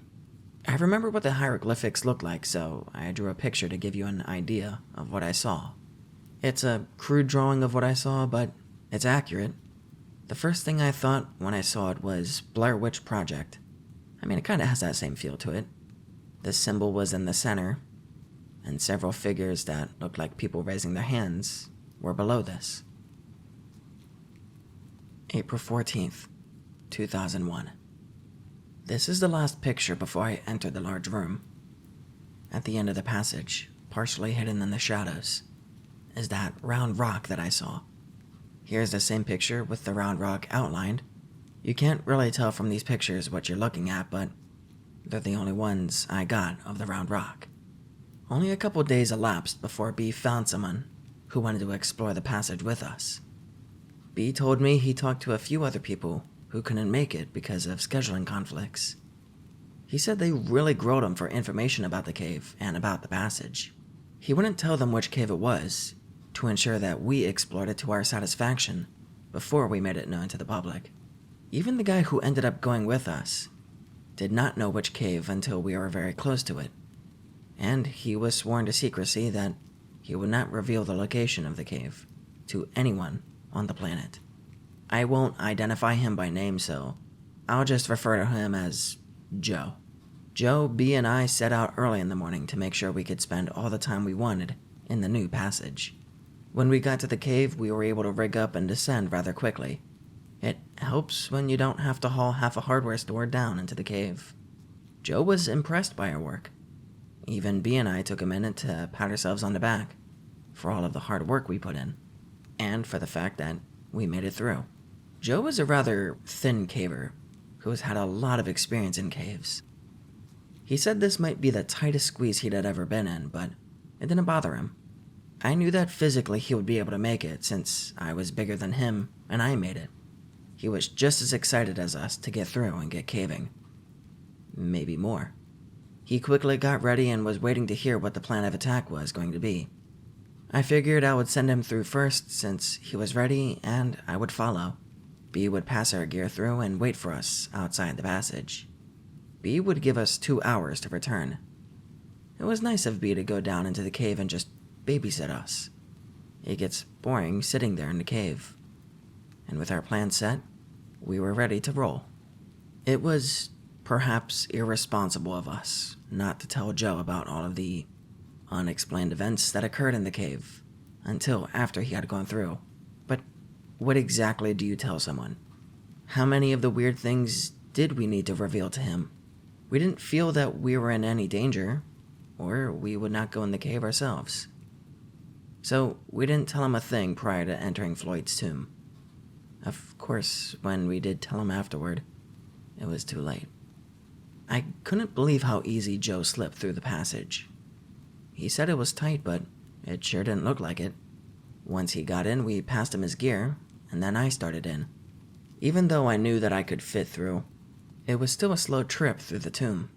You can only go so fast when you're scooting with your toes. When I reached a tight spot of the squeeze, I had Joe snap a picture of me. I thought it would make a good photo. Once I got through, B started to relay my stuff to me, and then disaster struck. I had gone all the way in and turned around to pull my gear through. I had to kneel down and still crouch down low. I had just got my helmet, ironically, and light and was turning around to feed the rope back to B when I smacked my head on the top of the passage. Human skull versus solid rock. And rock won. I told B what had happened, so he sent my first aid kit through. I was bleeding, but even worse, I didn't feel too good. I patched myself up, then told Joe that I don't think I'd better continue. And he looked like a little kid who was told that Christmas would be canceled. Although, I didn't like the idea of him exploring the cave without me, for selfish reasons, of course. I wanted him to at least see part of the cave for making the trip out there. I told him how far to go and how long it would take. And then, I sent him on his way. As I laid there, I could hear him crawling into the darkness. His light disappeared after the first turn. I rested a minute or two, then began my journey back through the squeeze. It was disappointing to get all the way to the cave and then not be able to explore it to its end. Actually, it's killing me. And after I got through Floyd's tomb, which was painful, I sat down and munched on a Cliff Bar while B and I chatted. I told him I would pay for a motel room if he would stay overnight. Then we could see how I was doing the next day and make another attempt at the cave. I felt goofy for having smacked my head on the cave wall. And B said he was willing to give it another try tomorrow. He was just as anxious to put some closure to this cave. As long as Joe would stay overnight, we determined to wrap things up the next day. Once this was settled, we just sat back and enjoyed the darkness. We could hear no sounds coming from the passage, and the silence reminded me of the scraping noise that I heard last time we were out there. I brought up the subject with B. Since I had not explored the cave completely, I could not offer any explanation of what could be making the scraping noise, or the change of the wind strength, or the rumbling, or that terrible scream that we'd heard. And suddenly, we both wished we had not sent Joe into the cave alone. B went to the hole and yelled into it, "Joe!" No answer. Not really that surprising, though. You just can't hear each other when you're very far apart in a cave. We nervously awaited any sounds. Good sounds, that is. Joe-type sounds. And the 20-minute time limit we had set had passed. Then, 25 minutes. I really had no desire to climb back through the squeeze. My head was still throbbing, and the squeeze looked tighter than ever. Still, I knew I was going to have to make sure Joe was safe. Just as I was starting to get prepared to go back through, I saw a light deep in the passage. "Joe!" I called out. Nothing. "Joe!" Still no answer. The light got brighter, and I could hear the noise of someone crawling across the broken rock that lined the cave. "You okay, Joe?" "No," was his weak reply. When he got to the other side of the tomb, he said he wasn't feeling well. He quickly took his gear off and put them in a bag so we could pull it through. As I pulled the bag through, he began to climb back through the tomb. We didn't even get a chance to question him about what he saw before he was coming back through. He quickly slipped through the squeeze and the hole, and we finally got a good look at him. He looked terrible. His face was pale and he was out of breath. The dust that covers the floor of the squeeze left its mark on his face and his clothes. He had numerous small cuts and scratches on his face and arms, probably from his rapid exit from the passage, but his eyes were wide open. We only had a brief moment to look at the change that had occurred to Joe before he started to head up and out of the cave, without even saying a word. While Joe and B started for the surface, I took a minute to gather our gear, and then I stopped to listen into the passage. I heard nothing, and I felt nothing, which means the wind had stopped. Part of me wanted to get out of the cave as fast as possible, but I don't know. Another part of me wanted to immediately climb back through the passage. to find out what made this cave tick. This was not the time, though. I still felt a little dizzy from my injury, and at the moment, I noticed B and Joe had made a good time getting up the cave passage, and I was left alone. Chills ran through my body as I scurried to catch up with them. Once we got outside the cave, I figured we would be able to find out more from Joe, but when he got up the final climb, he just unclipped from the rope and went straight to the truck. In the light of day, he looked even worse than in the cave. B and I gathered up the rope and our gear and headed for the truck. Joe said he did not want to stay overnight because he felt terrible, and we believed him. So, we headed home. We could get no more information from Joe. He just stared straight ahead. He was shaking like a leaf, and he said he wasn't even cold. When we tried to question him, his answers were short. I asked him if he saw the hieroglyphics. No. Did he hear us yelling? No. Did he see the round rock? No. Did he see the crystals? No. He said he just went a little ways in and started to feel sick, but something was fishy about his answers. He would have had to have seen the crystals if he got far enough into the cave that he couldn't even hear us yelling, but why wouldn't he elaborate? The rest of the trip passed in eerie silence. Joe didn't say much else. We gave him a brief outline of the strange events that happened in the cave, but he didn't reply. As we were dropping him off, we asked if he wanted to go back into the cave. He just shook his head and ran into his house. I tried to call him later in the day and the next day, but both times I only got his voicemail. April 28th, 2001. In this journal entry, I discussed briefly the feelings that B and I had at this point. I would like to elaborate on those feelings and set the mood for this part of my journal. I hope I can successfully convey our exact thoughts and feelings as we contemplated our next move. If not, I'm afraid we will appear to the average reader as being ignorant, naive, or downright foolish. This cave represented to us the culmination of weeks of hard work, complete with an array of emotions, from fatigue to fear, anticipation to pain, from frustration to glory. To us, we were not standing on the brink of possible destruction, but rather honoring an unspoken commitment, much like a parent of a wayward child. We were not about to abandon our quote-unquote child out of fear of the unknown. Like it or not, this cave had become a part of us, and now we must see this adventure to its fruition. Additionally, verbose explanations aside, we were being eaten alive with curiosity.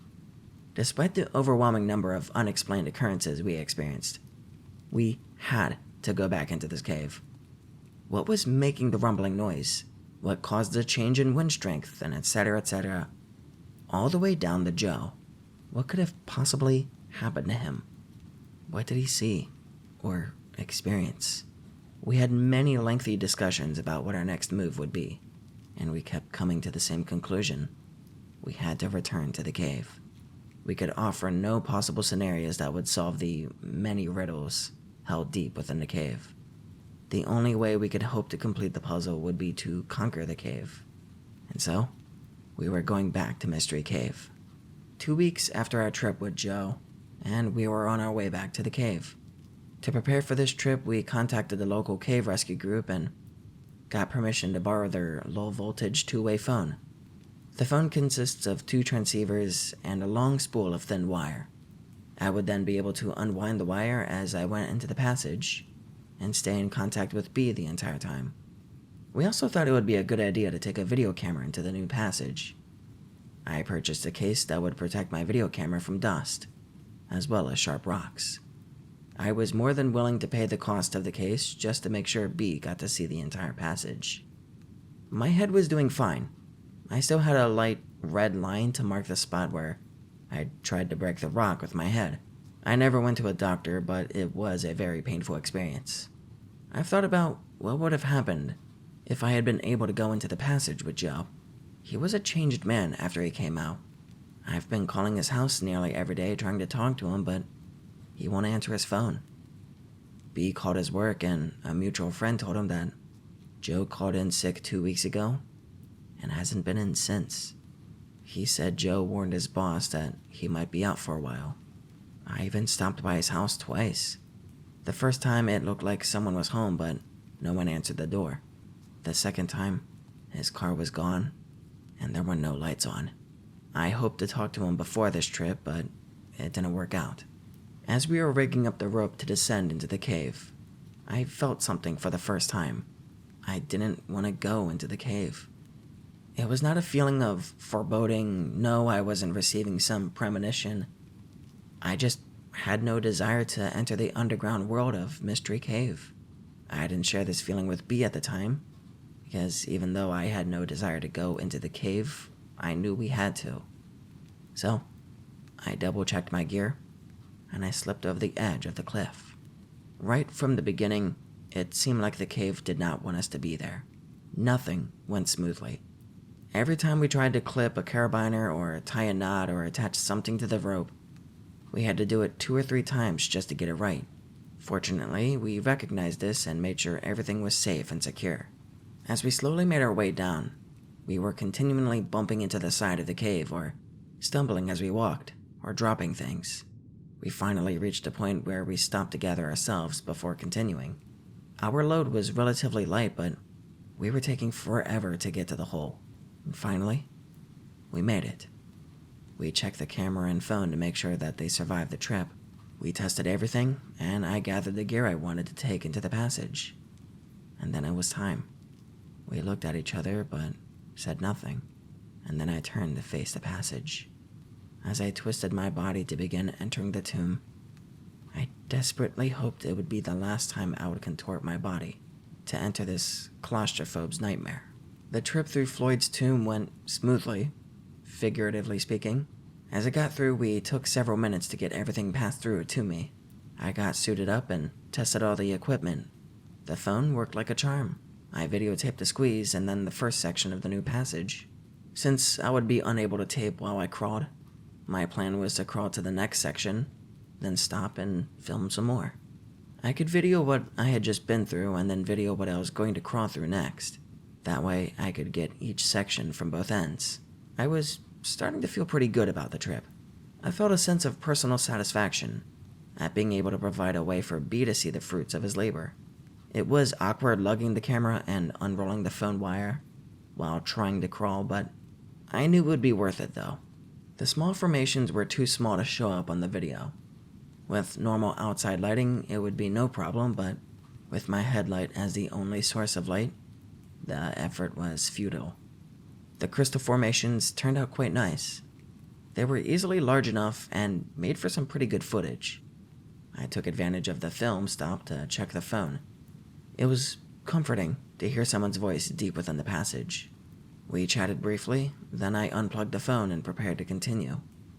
The phone resembled an oversized regular phone, more like the ones that you would see in war movies. When I wanted to talk to B, I would just plug the phone into a special jack on the spool of wire. The power source was on B's end of the phone, so it was always turned on. The reception was as clear as a normal phone, and I continued forward. Even though progress was slow, it was steady. Things were going pretty good until I reached the round rock, and once again, I got a strange feeling, just like the last time. I looked around carefully, but I saw nothing to be alarmed about. I proceeded to film the entire room. I got good shots of the round rock from all angles.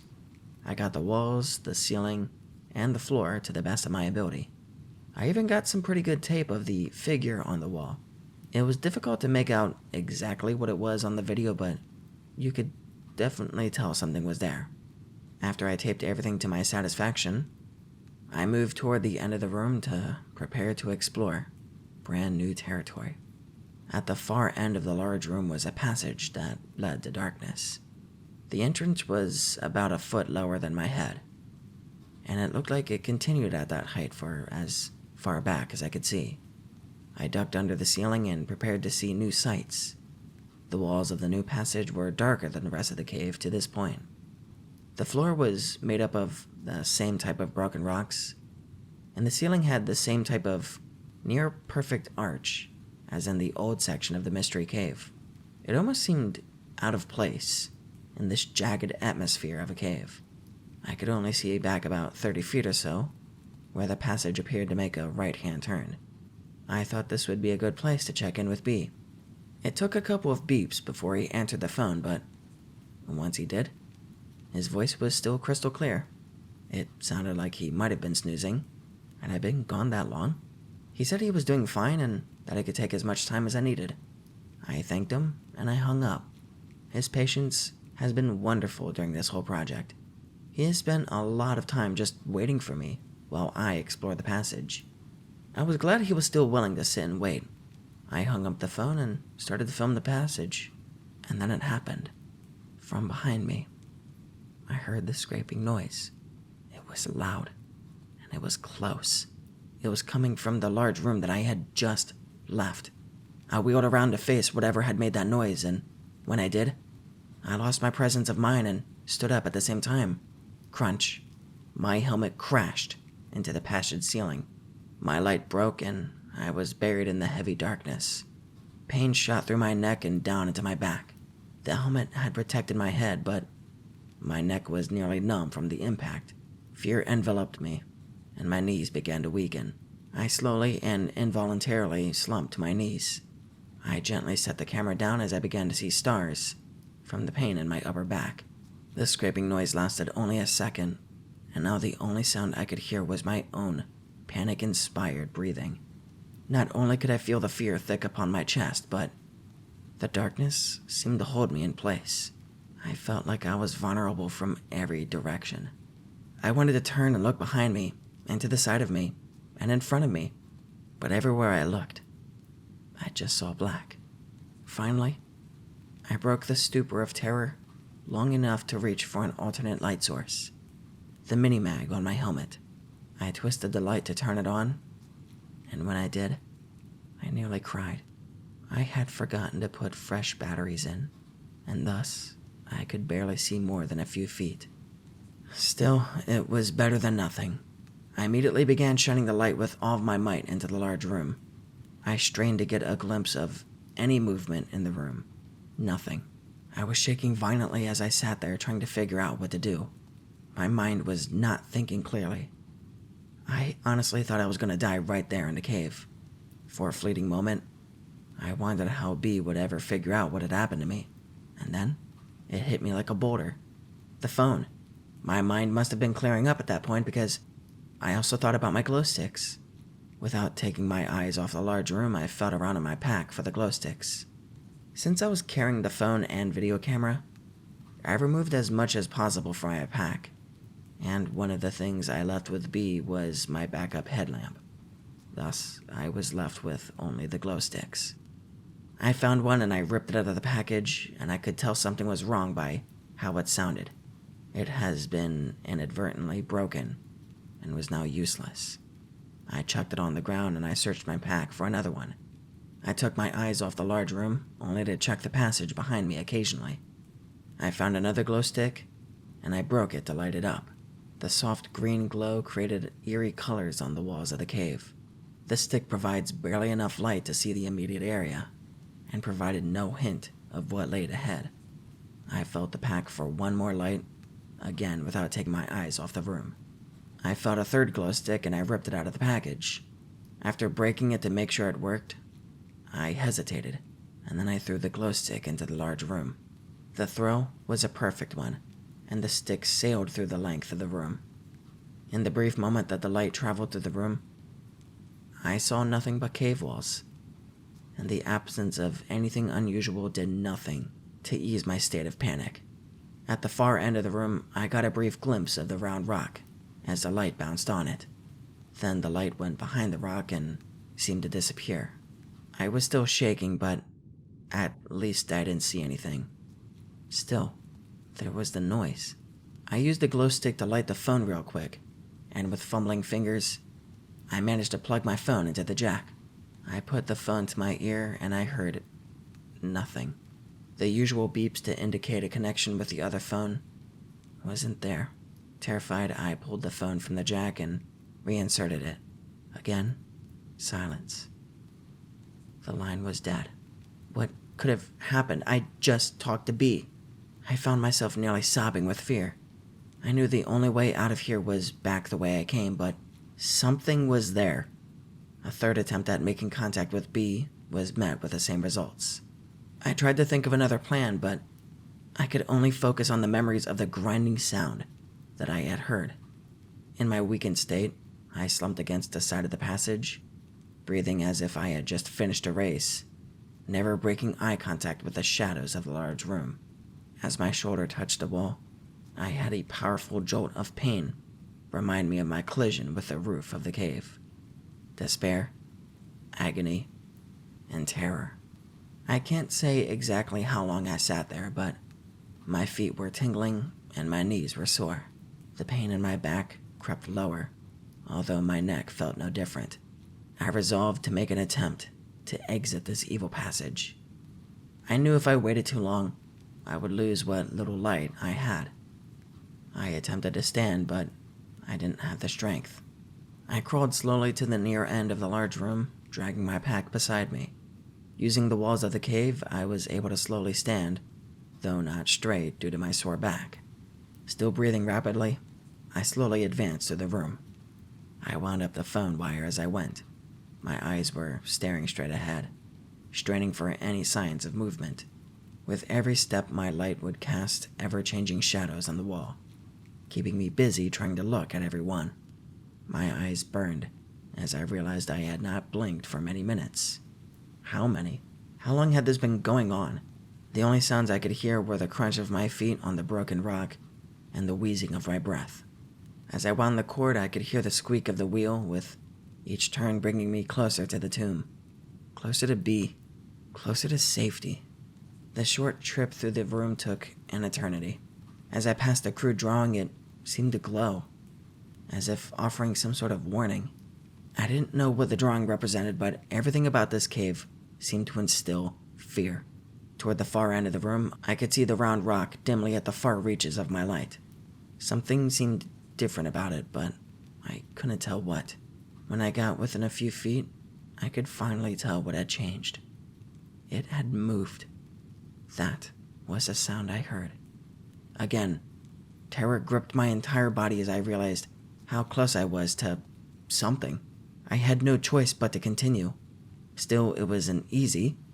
I inched toward the rock, holding the glow stick ahead of me in my shaking hand, using it to pierce the darkness. I stopped just on this side of the rock and wound up the slack in the phone wire. Then, I realized why I had lost contact with B.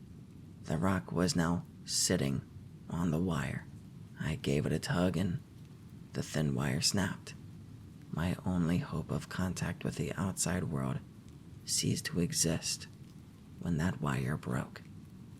I had never felt so alone and helpless, buried deep within the earth. I had voluntarily descended into my own grave with a casket of solid rock. With the phone now useless, I set it down in the passage, my gaze fixed on the round rock. I proceeded forward. My breathing was rapid, with my throat dry and aching and my mouth dusty. With every crunch of the rock below my feet, my heart seemed to stop. No movement could be seen in the green glow of my stick. I got to the rock and peered over the top. Seeing nothing, I took several rapid steps past it. When I reached the other side, I recoiled in horror at what I saw. In the side of the passage near the floor was a hole, with another passage revealed. It had been covered by the rock, but now it was exposed. The rock could not have moved by itself. I backed away from the hole and collided with the opposite wall. I had not been paying attention to the pain in my back, but now came back to me in all its fury. I stared down the newly discovered passage. It went down at a 45-degree angle and continued straight for as far as I could see. Several feet down, I could see the glow stick that I had thrown. It illuminated a passage enough that I could tell the walls were fairly smooth. The floor seemed to be the same way, unlike the rest of the cave. The passage was about 3 feet in diameter, as far as I could see. It would have been an easy passage to explore, if I had the least desire to do so. Right now, I wanted out of the cave and into daylight. I slowly backed away from the hole toward B, and I never took my eyes off the abyss. I nearly tripped over the phone wire as I turned to leave this devil's lair. I noticed my mini-mag was practically dead, leaving me only with the glow stick. I wanted to sprint to Floyd's tomb. Just hearing another human being would help alleviate some of the fear that I was experiencing. As I turned away from the large rock and this new hole, I felt an overwhelming sense of panic fill my soul. It felt like a legion of demons was about to attack me from behind. I felt like my salvation lay ahead of me in the darkness, and Lucifer was behind me, trying to keep me from safety. I found myself moving much faster than I should have been in that cave. My only thought was to get out as quickly as possible. I passed the crystal formation, barely even noticing this beautiful creation of nature in the green glow of my light. Every time I ducked to avoid a rock, I felt my back screaming its reminder of my injury.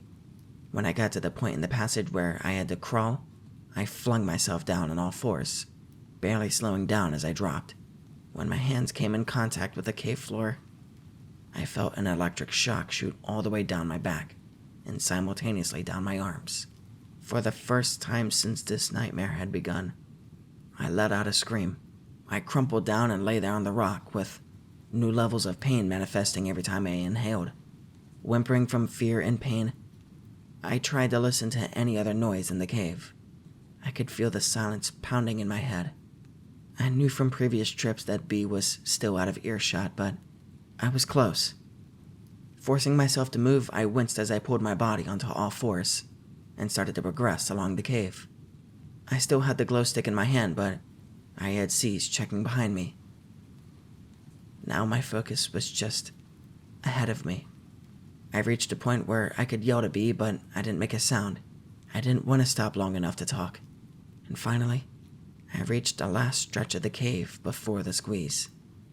As I was crawling toward the beginning of the tomb, I called to B. He answered back.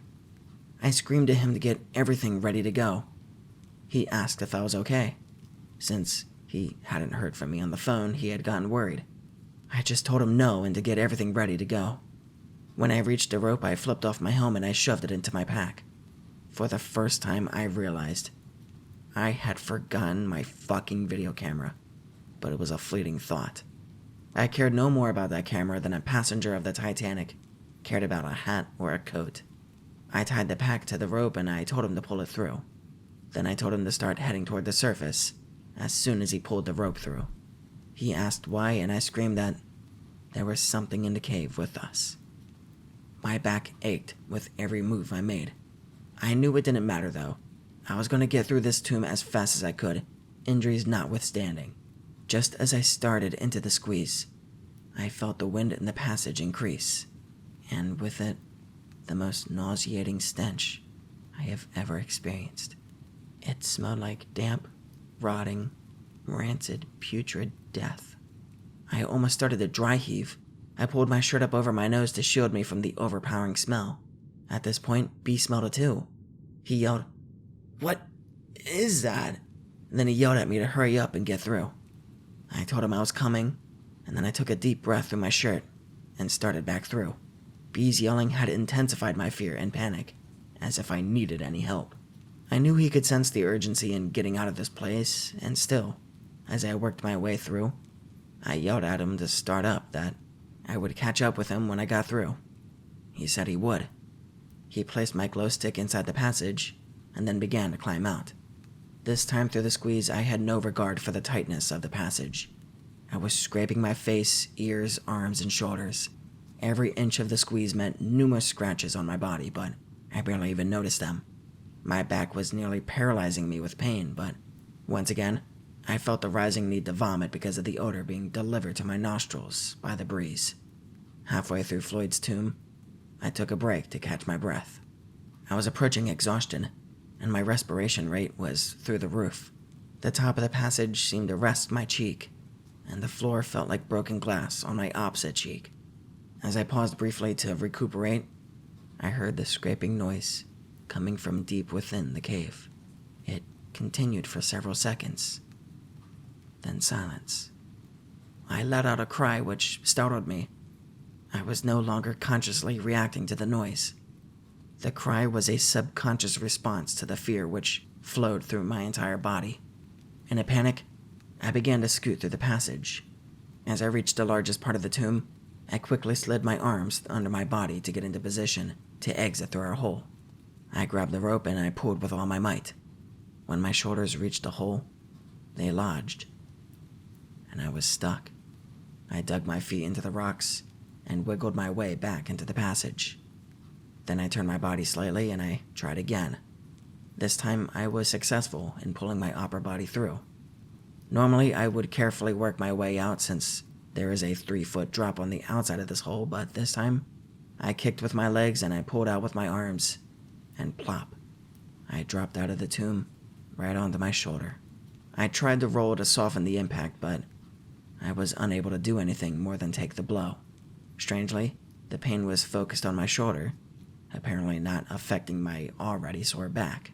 I rolled over onto all fours, then slowly rose to my feet. The smell was much less intense outside of the passage. I grabbed the glow stick and I used it to find my helmet. I began to head for the webbing to climb while strapping on my helmet. When I got to the webbing, I reached up to grab hold and recoiled in horror. In the glow of the glow stick, I could see for the first time the injuries to my arms. My forearms were covered with deep cuts and scrapes. Much of my arm was covered with blood. The wounds were not deep enough to bleed freely, but rather oozed the blood. In that brief moment that I stopped, I noticed that there was silence in the cave. No sounds coming from the passage, and nothing from up ahead. Once again, the feeling of being alone returned, motivating me to proceed. Climbing up the little drop-off proved to be difficult in my condition. Having the glow stick as the only light source added to the challenge. Once on top, I scrambled to catch up with B. I was impressed with the speed of his ascent. Although I did not mention any more of my physical condition during my exit, I was hurting. With every step I took, pain shot through my lower back and my neck. My arms were shredded and my shoulder had a nice gash in it. I honestly believe that, were it not for the terror I felt at the time, I would not have the energy and the motivation to climb out. I was running on pure adrenaline. Unfortunately, the adrenaline surge was about to end. I did not see or hear B until I reached a small area at the bottom of the drop. He was on the rope and climbing out as fast as he could. I could hear him moving quickly and breathing heavily. I called out to him, and his startled reaction told me that he was nearly as tense as I was. He told me to get on the rope and start climbing. We both knew that would be dangerous and not something we would ever normally do, but this was different. I stood there looking up at where the rope disappeared into the darkness above me. It danced around as B made his way to safety. He was out of sight, but I knew he was close. I knew the rope was my lifeline to the outside, to light, to safety. And behind me was darkness, was fear. Behind me was the unknown. I had the fleeting thought of a movie scene where the actor had outwitted the monster and had reached the front door of the haunted house. And just as he reaches for the knob, he hears a sound behind him and turns, only to see... I slid the glow stick into the cord on my helmet, and I reached for my harness. Then, I thought I would let B get a little bit higher, while I pulled the rope up that was stretched down into the cave. That would make it easier to get out once we got to the top of the drop. I chose not to wind the rope around my arm since it was sore and bleeding, so I just pulled into a pile on the floor. From above, I heard B warn me, "Rock," and I ducked under the ledge as several small rocks landed on the floor near my feet. I quickly went back to pulling the rope in. I had about half of it in, about 50 feet, when the rope hit a snag. It was solid. There was no way I was going to crawl back in to release it, so I decided to just forget the rope and get my harness on and get out of the cave. I quickly threw the harness around me and I started to buckle it. Before I could secure it, I heard a strange noise at my feet. My pulse began to quicken.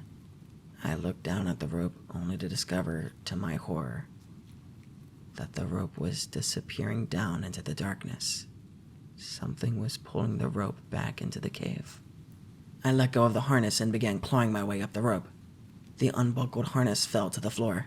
Fortunately, I held on to an ascender. At the moment, I could not think straight and began climbing out of the cave without being attached to the rope.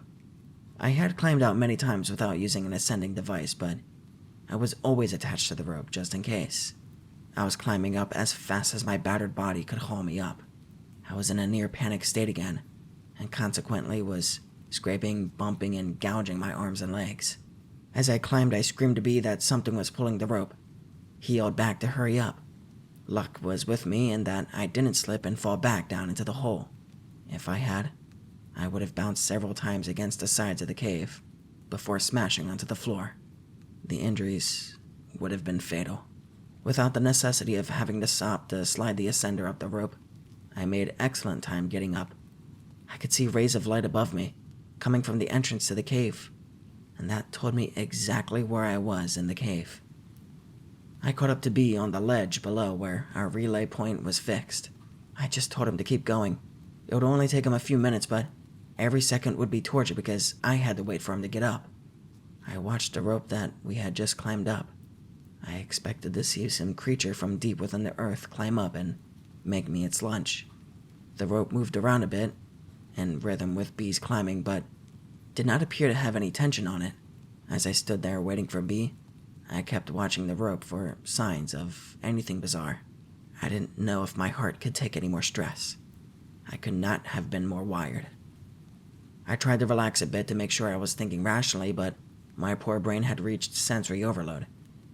As B reached the top of the last climb, I got ready to clip on my ascender and to get my sorry butt out of there. It was then that I noticed that the rope began to tighten from below. I could feel the tension on the rope, but it was a steady tension, not like someone was climbing up. Either way, I wanted out of there as fast as possible. I clipped on and scrambled up the rope. I hadn't noticed, but B had kept on moving toward the entrance. I got up the last few feet in a hurry, and I just unclipped and kept on moving, leaving the rope behind.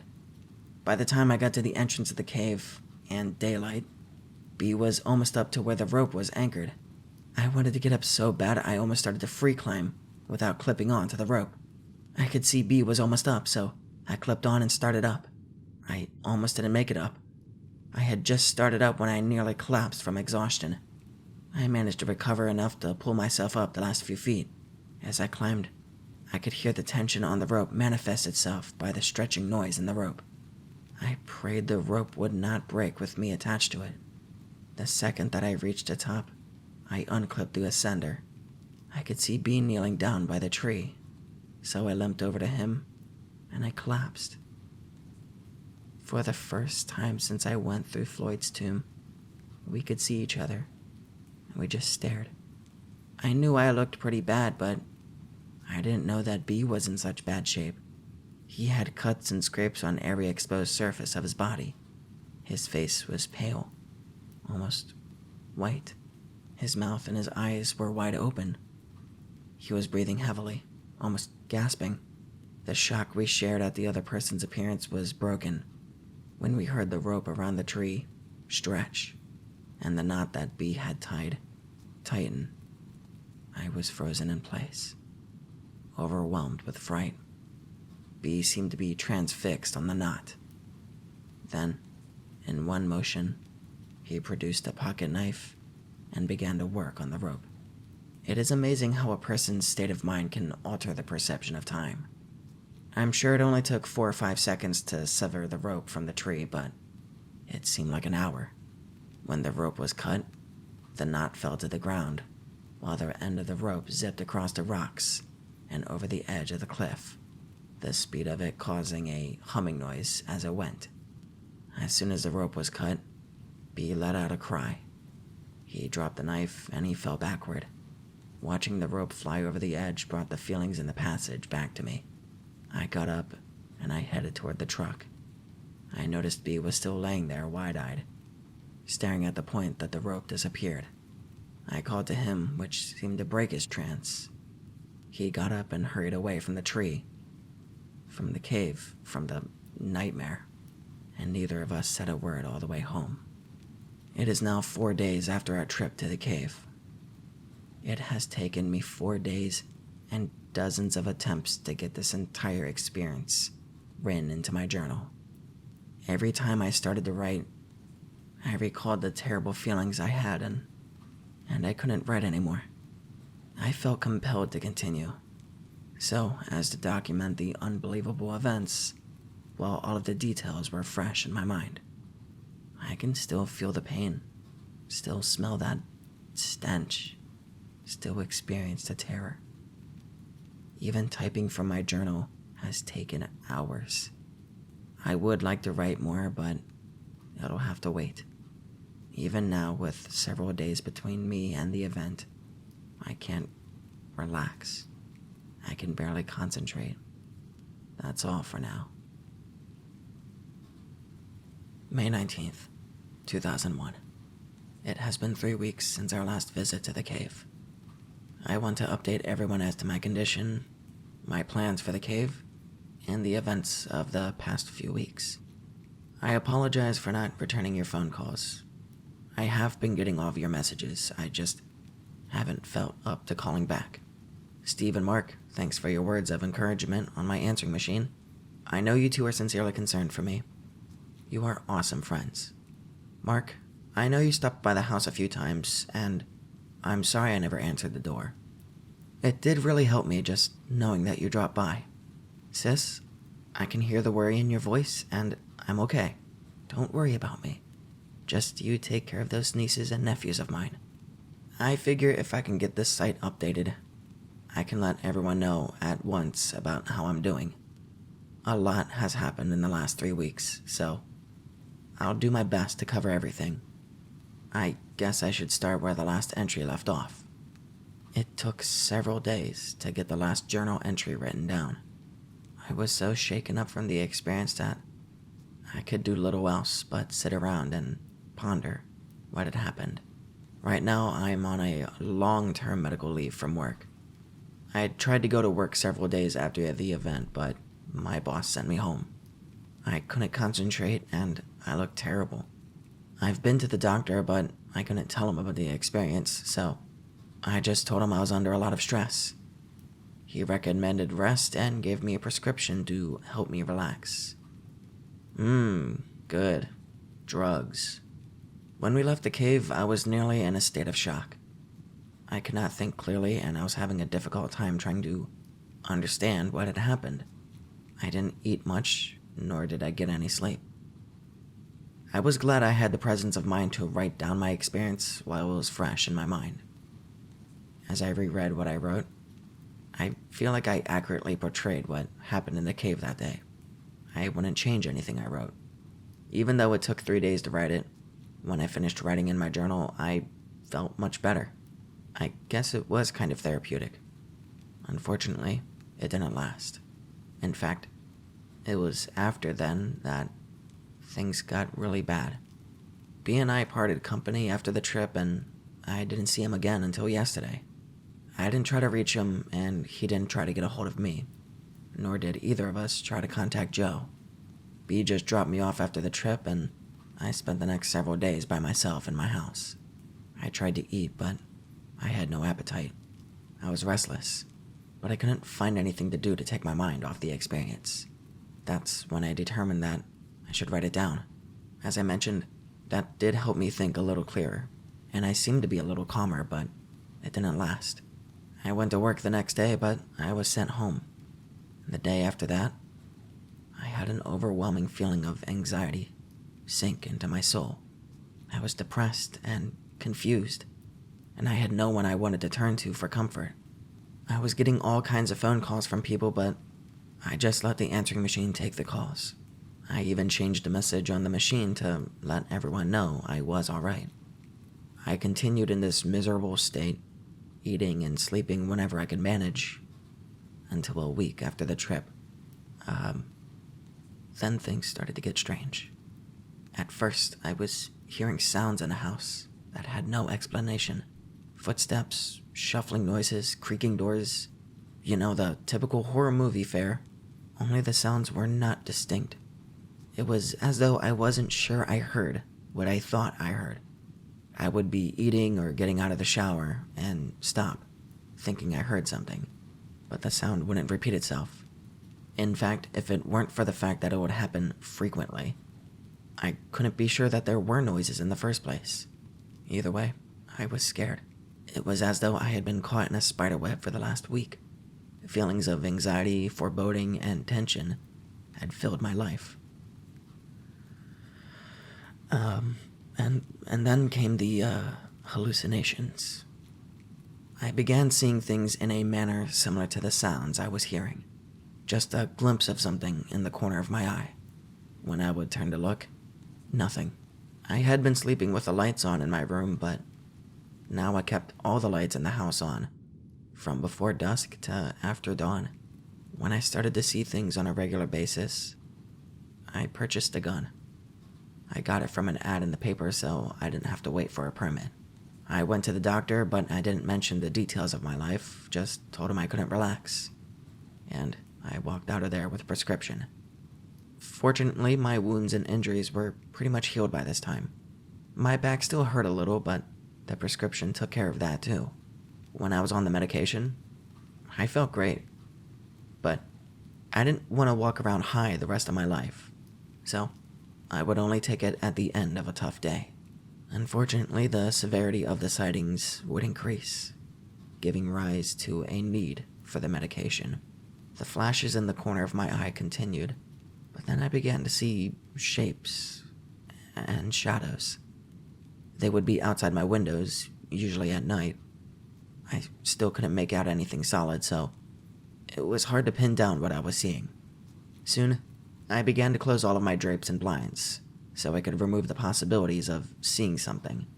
Doing so did help in that respect, but my life was still a mess. My daily routine was mechanical and empty.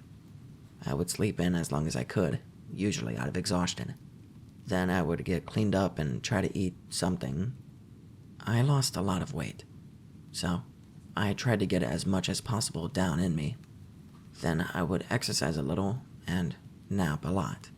I'd only been out of the house a few times in the last 2 weeks. The store, the doctor, the gun purchase.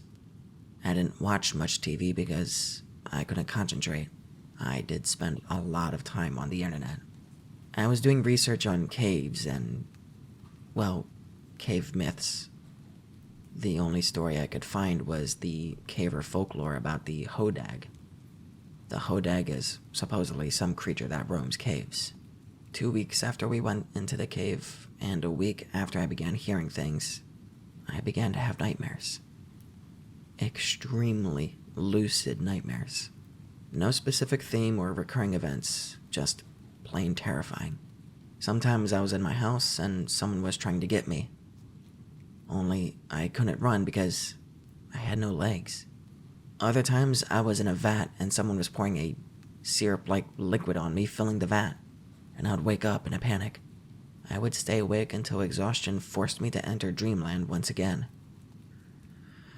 A brutal routine. It continued for several days until it reached a climax on the 6th day, yesterday. My dreams seemed so real, I had a hard time telling if I was awake or not. I was beat. I was really drained of energy and spirit. I was going from the living room to my bedroom in the early evening when I looked down the hall and I saw a dark figure toward the end. I thought it was a thief, and I began to back up slowly.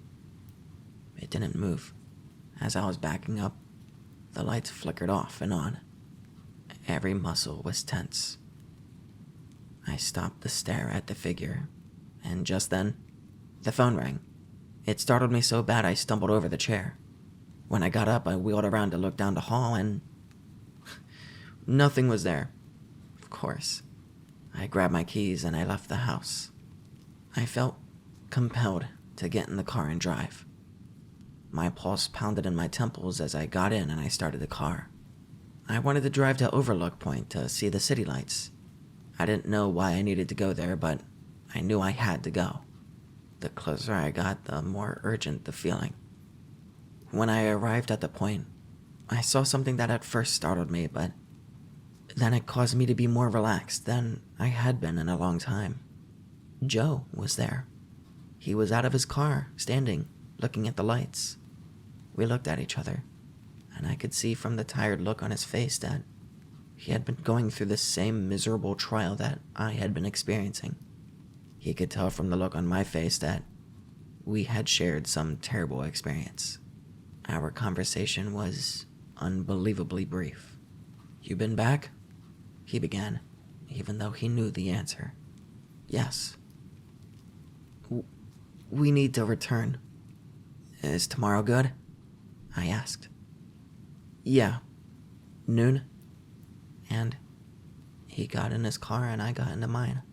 I hadn't even wanted to talk to him about his experience. Obviously, he didn't want to know mine. I drove over to B's house. When he answered the door, I thought that B actually looked like he was doing fine. Somewhat happy. One look at me and his disposition changed. Our conversation was also succinct. "I ran into Joe. We're going back in tomorrow at noon." B looked dead serious, and he just nodded his head. I asked him if I could spend the night at his house. He eagerly let me in. I didn't notice until later, but every light in his house was turned on. He led me to a spare room. "Help yourself." "Thanks." I washed up in a bathroom, took some medication, and I got the first decent sleep in a long time. I awoke early this morning and I came home to get ready for the trip. I thought I would send out this update so no one will wonder what's going on with me. I suspect that by the time most of you read this, I'll be back home and will have a great story to tell. I promise that if you haven't heard from me by now, you will very shortly. It is now 10 a.m., May 19th, 2001. We'll be leaving for the cave in about 2 hours. Preparing for this trip will be like no other trip I've been on. For the first time in my life, I'm carrying a gun into the cave. I will also carry a knife, an extensive first aid kit, plenty of food and water, and a camera. I will take several sources of light and a pad of paper and pencil. I will have to take all of my climbing rope since B lost his in the cave. I'll carry a good length of rope with me on the other side of Floyd's tomb.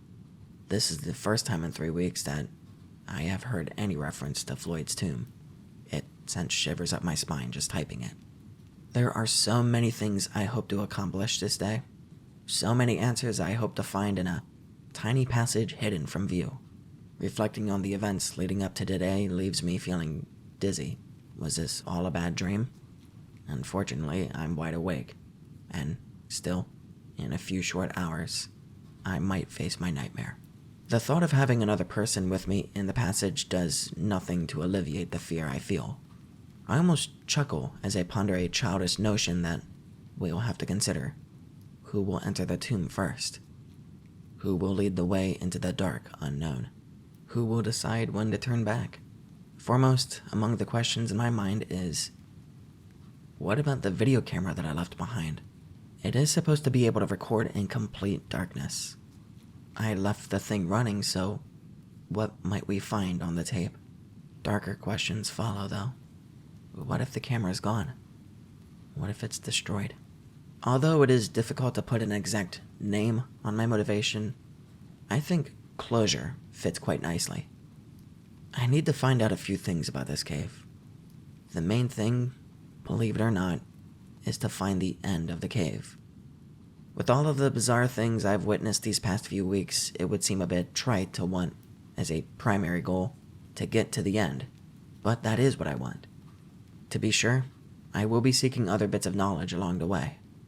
If, however, I find the end to the main passage, and an end to the passage hidden by the rock, I will be content to never return to the passage of the cave again. Never. It would seem to me that crawling headfirst through a tight passage into the darkness is an unnatural thing, just like crawling up the side of a cliff for recreation, or jumping out of a perfectly good airplane and floating to the ground. We do these things to satisfy our hunger for adventure, this subconscious desire to conquer our own little Everest. As B is fond of saying, caving is the last opportunity for exploration for the person with modest means. True. Just a short drive from just about anywhere in the country is a cave waiting to be explored. Even a cave well known among the general public can be approached by someone for the first time as an adventure, as something new, something to overcome, because it's there. Many of you don't agree with my decisions to pursue this cave, and I know this from the messages I've received, but I'm afraid I don't really have a choice. If I am ever to experience restful slumber, I must return. If I'm ever to walk the halls of my own home in peace, I must return.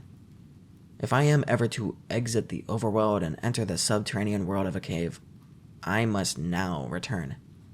I no longer feel that I have a choice. I must return. For my family and friends who are reading this, I say, be at peace. I will conquer this cave. Then I'll return and update this website immediately. I'll include any photos that we take in the cave today, and if you stop by the house, I'll show you the video that I have. I expect to be home later tonight or tomorrow at the latest. See all of you soon with a lot of answers. Love, Ted.